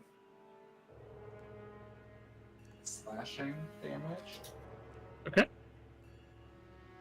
And then I'll use my bonus action to take. Did that look like it hurt it normal, or did it glance off? Yes.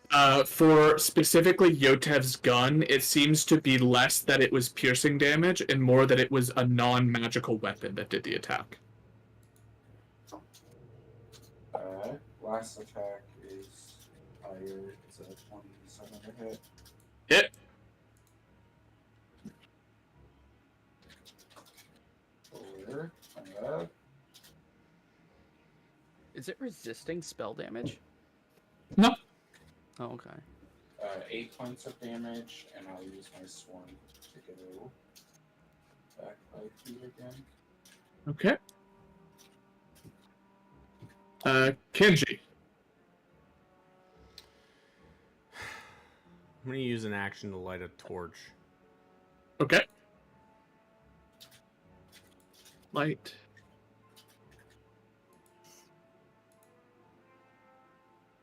Now poor as shit. I have no more torches. Oh my god, I could fucking see. Incredible. Okay, perfect. I'm going to... We're kicking the shit out of this thing now, I guess, so... That was useless. You're going back? Apparently. We all need to be together when we go in the fucking room, right? There's 3 of us here. Do we need all of us when we go in the room? You said save our stuff for when we go in the room.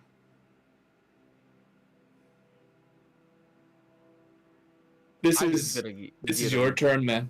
Do what you want to do. No, you know what? Fine. Incredible. Alright. We'll go here. Just so that you know who's with you, because I don't know if you know who's with you. I can see you guys. Oh, okay. Yeah, he lit a torch. Oh, Alright. okay, okay. Second turn. Yes. Okay. Varnex. All right, I'm gonna breathe acid again on it. All right, that's another Dex saving throw. That was 2d10, correct? That is a fail. Yes, that's a 2d10. Where did my other d10 go? It's right there in front of me. I'm not even looking right. Oh, I get to reroll 1s and 2s, right? No. That's on weapon attacks. Yeah, then he took 3. I rolled a 1 and a 2. Solid. Okay. Now, my second attack, I'm going to attack with my sword. My katana. All right. Your One-handed. katana. All right. One-handed, because I put my shield on for the armor class boost.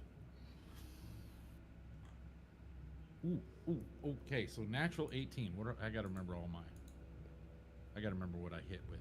Plus 5, so that's 18. And 2 is 20. So 23? That hits.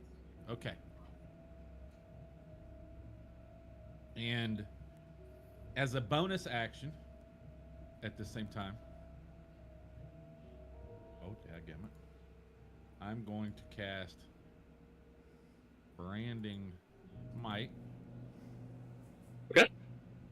So I do. I cast that at 2nd level, right? So why couldn't I up it to 3rd? So I only get 2d6 for the radiant, right? Instead of 3. If you do 2nd level, yes. All right, so 2d6 plus my weapon damage, which is a 1d8. Yep. Because I'm one-handed now. And it has to make a deck save? No. What does it got to make a save on for the branding? this. You just have to hit it. I got 14 damage, All right, and it now 14. sheds dim light for 5 feet, and it takes an additional 2d6 radiant damage. Now the radiant damage is 9 points, and I was 5 on the slashing. Okay. So if that's halved or anything, or if there's No having there. All goes through. Could you add your strength as well? Oh no, I did not. So that's another 5, so that would be 10, 15, So minus 5. 18, 19. That's 19 points of damage, sorry. Solid. So that was my action. That was my second action, second attack, and a bonus action. Mhm. I am done. How's it looking now? It should update on your screen to be red. It is looking hurt. Oh, does that mean that's what that means? I thought maybe That that's is- the light you put on it. That is a light I'm putting on it to indicate that it is in the red. I thought it was blowing up. Michael, I no. don't feel like it's gonna Stop. explode if you kill Good it. idea. It may. Shut the fuck up. I swear. Cassandra. I'm going to walk towards Kindy.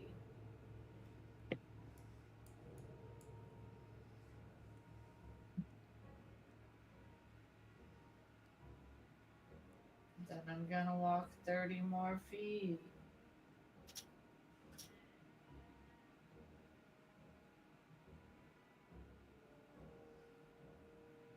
I walk into here. All right. Is there anything in here? Is there any persons? There appears to be a giant circle in front of you, giving off a pale blue light. Oh. Can I investigate it with Arcana? You can roll an Arcana check, sure. Like it looks magic-y because it's glowy? We're in Silphco right now. Yeah, so glowing, runes glowing blue magic for sure feels magic-y. If that's the question. Team I don't know. Rocket. I don't know a lot of mundane runes that do that. Listen, I just wanted to clarify. 22? This seems to be a very simplified version of like a teleportation circle, but very, very, very much diminished in its ability.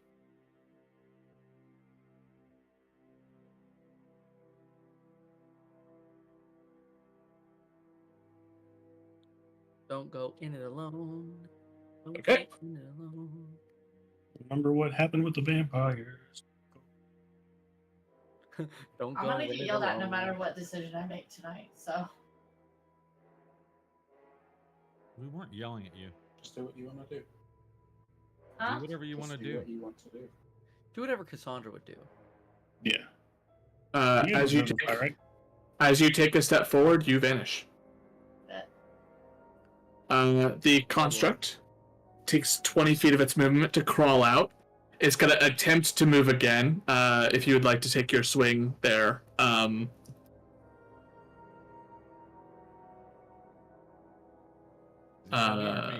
Killian.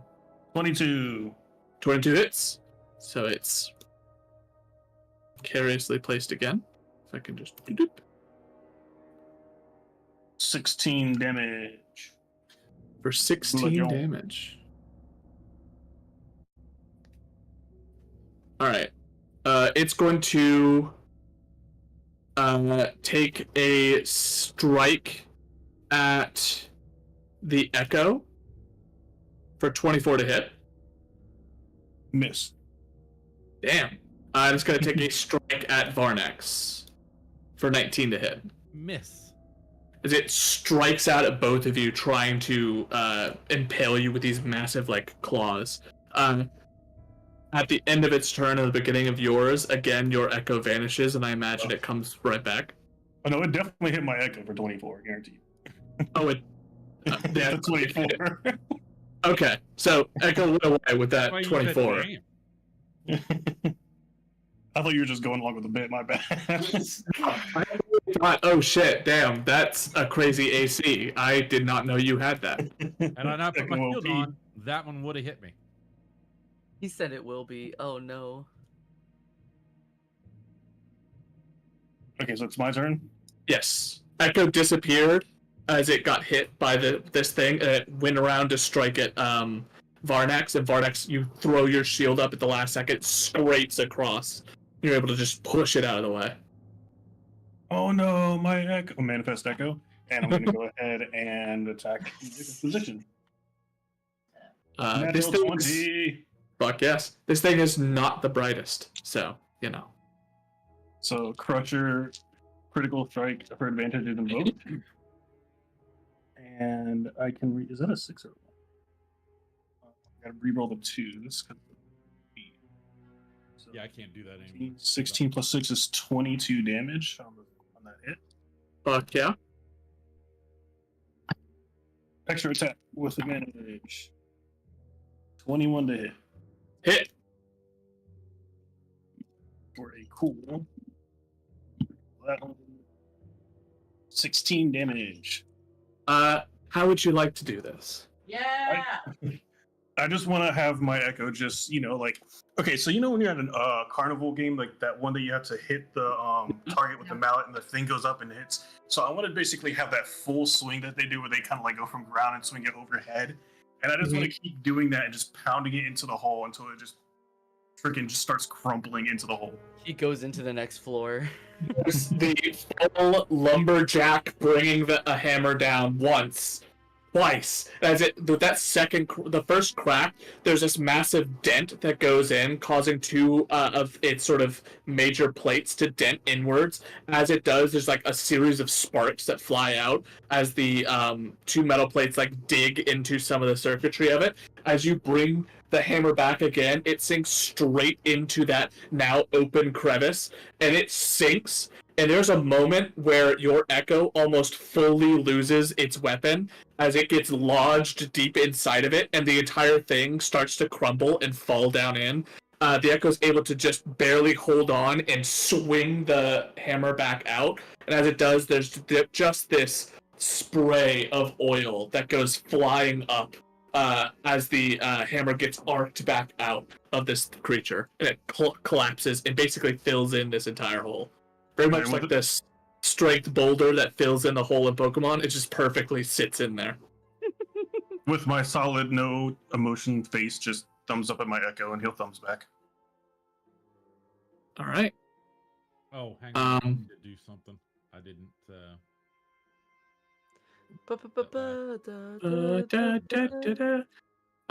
Because this will be important for next session. Or potentially today's session, because we do have a little bit of time. Killian, what do you do with the rest of your turn?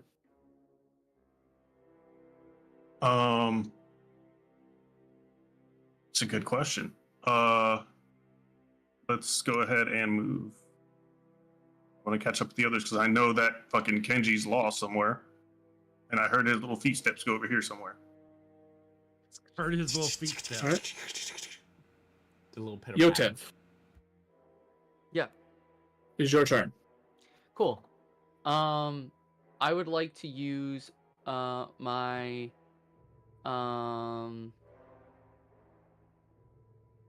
what is it? My spell refueling ring. Okay. The infusion to regain a second level spell slot. Regained. Is that an action or a bonus action? It doesn't say on the infusion. It just says while wearing this ring, the creature can recover one expended spell slot of 3rd level or lower. Surely it's just free then. Is it like using an item action? That's what my Artifice guess just get the was. coolest shit.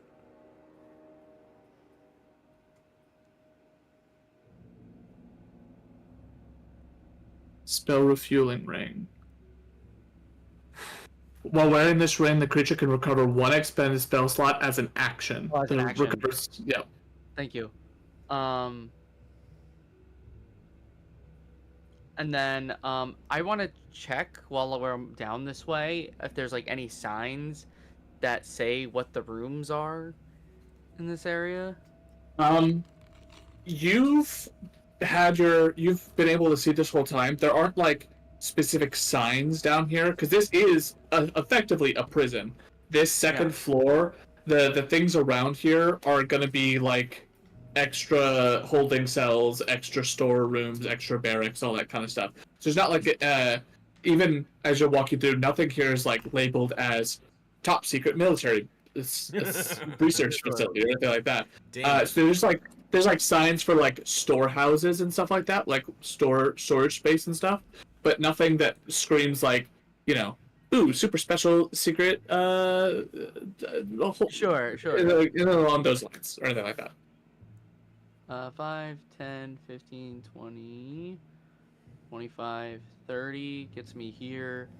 Can I do that every turn, or is that just like a once per day? It's an every turn thing. Each of your turns, I can dash again. So I'm gonna dash again with nimble escape. 5, 10, 15. Well, I see the blue light on the top, so that tells me that there's nothing on the bottom. So I'm gonna say that this is up here. 10, 15, 25, 30, I think. Right here. All right. Do I have to walk into the circle, or can I just touch it? This is a stepping in. Okay. Aiden. Wait, can I not get this turn? Hold on. I think I just go towards the others. So it's here. 5, 10, 15, Okay. 20. Oh, I can step in it. I'm gonna step in it. Okay. Yep. My dash.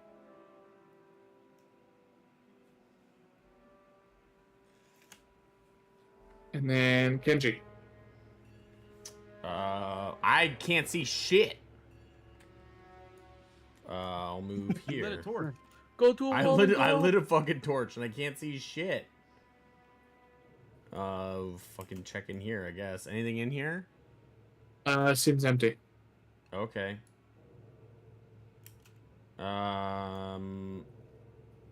Is it like right here? That stepping stone is? Nope. You don't see anything there. No. Oh. Now you see something. Got you. If I stay here, will the light shed here so that everybody can see me? It sheds a little bit. If you could see my cursor, it sheds like in this angle. Yeah, So but like if everything they're on this coming side gets around. lit. No, but like if they're coming around the corner, they're gonna be able to see that, yeah? Yeah. Okay. Yeah. Well, You'll then see I'll- that there is a light. Burn it a fucking arrow with the torch. Point, go this way. Oh, I wish. Can I do that and then go in? You can always drop the torch as well, just to light people in that direction.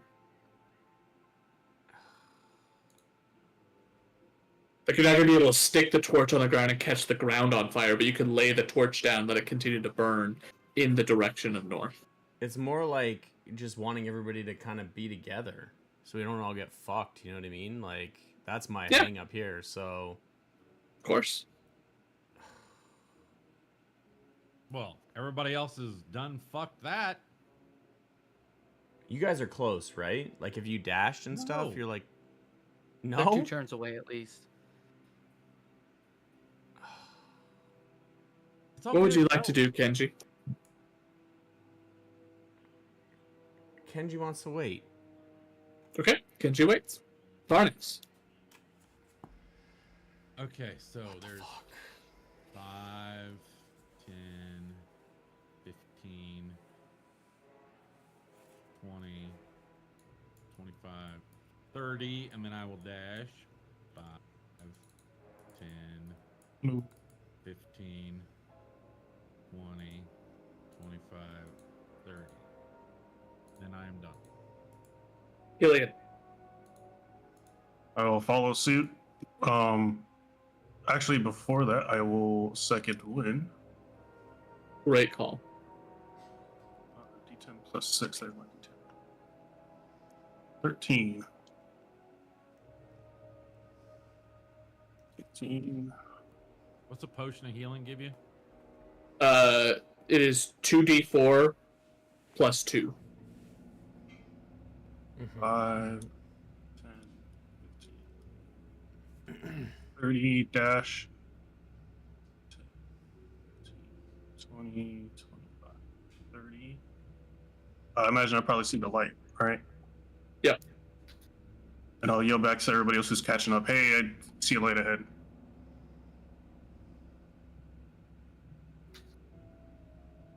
All right. Thank you, Aiden.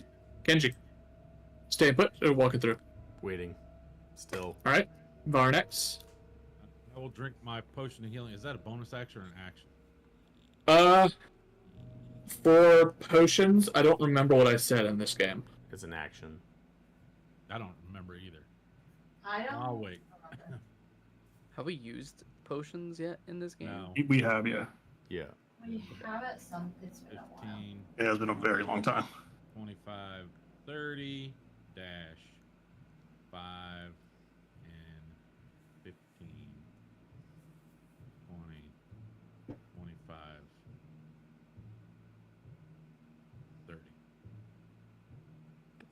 30. I Gillian? assume going down the little hallway there in front of us.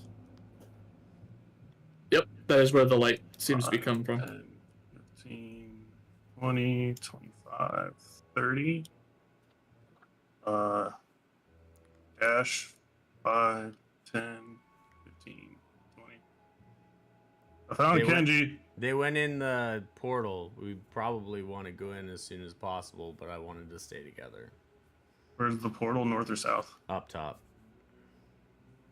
So it's at 20, so I get 10 more feet, right? Yep. Yeah. And of course, Alright. I'm outrunning my echo, so that's gone right now. Mm. Aiden.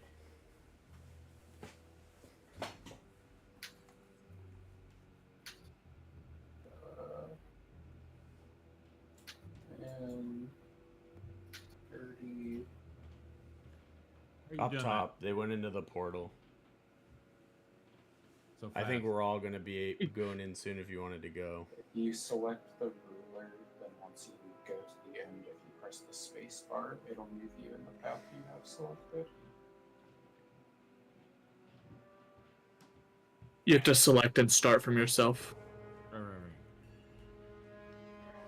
I guess.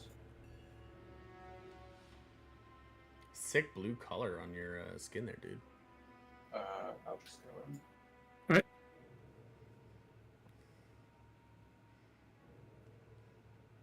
I saw everybody go, so I know where to go. Kenji. All right. I will go in now, too. Do you need me to move over or just... Okay. Killian. I will walk in. All right. Killian goes. And Barnex. There's 30. There's 45. And then there's 55. I will go in. All right. With that, one by one, you all make your way, finally getting to that end, rushing through the corridors to keep up with those ahead of you. As you do, one by one, you find yourselves stepping on and disappearing from this area. As you step through, Cassandra, you were the first to land in this new space. I'm going to... It is a relatively small room with massive pieces of arcane machinery all around. A series of massive metal tubes line the far walls and lead towards a incredibly massive mass of these cords that seem to round up and attach themselves to a absolutely massive creature made of metal. These straps and braces of a prototype of some kind of incredibly powered version of Yotev's armor.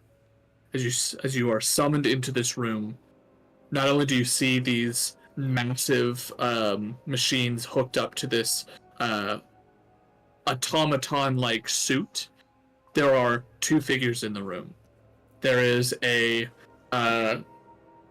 short, lean, almost borderline on gaunt looking man in his probably late 40s, early 50s. He has dark black hair that is grayed in certain spots, giving a salt and pepper sort of a look. A goatee that has turned mostly gray. He has scars and burns across his face and arms that look like where different parts of him have been cut or burnt from experimentation over time. He is a gnomish figure, so does not relatively short compared to your human full form. And as he sort of looks over in your direction, he seems a bit startled. The second figure in the room is a much younger individual, sort of a light green skin, slightly pointed ears. Looks to be some sort of half goblinoid individual that shares a striking resemblance to Yotev Ironsnarf. And that will be where we end today's session. We found your son. Oh, My snap. boy! My son! Father hell. Father, All right, so if I go here.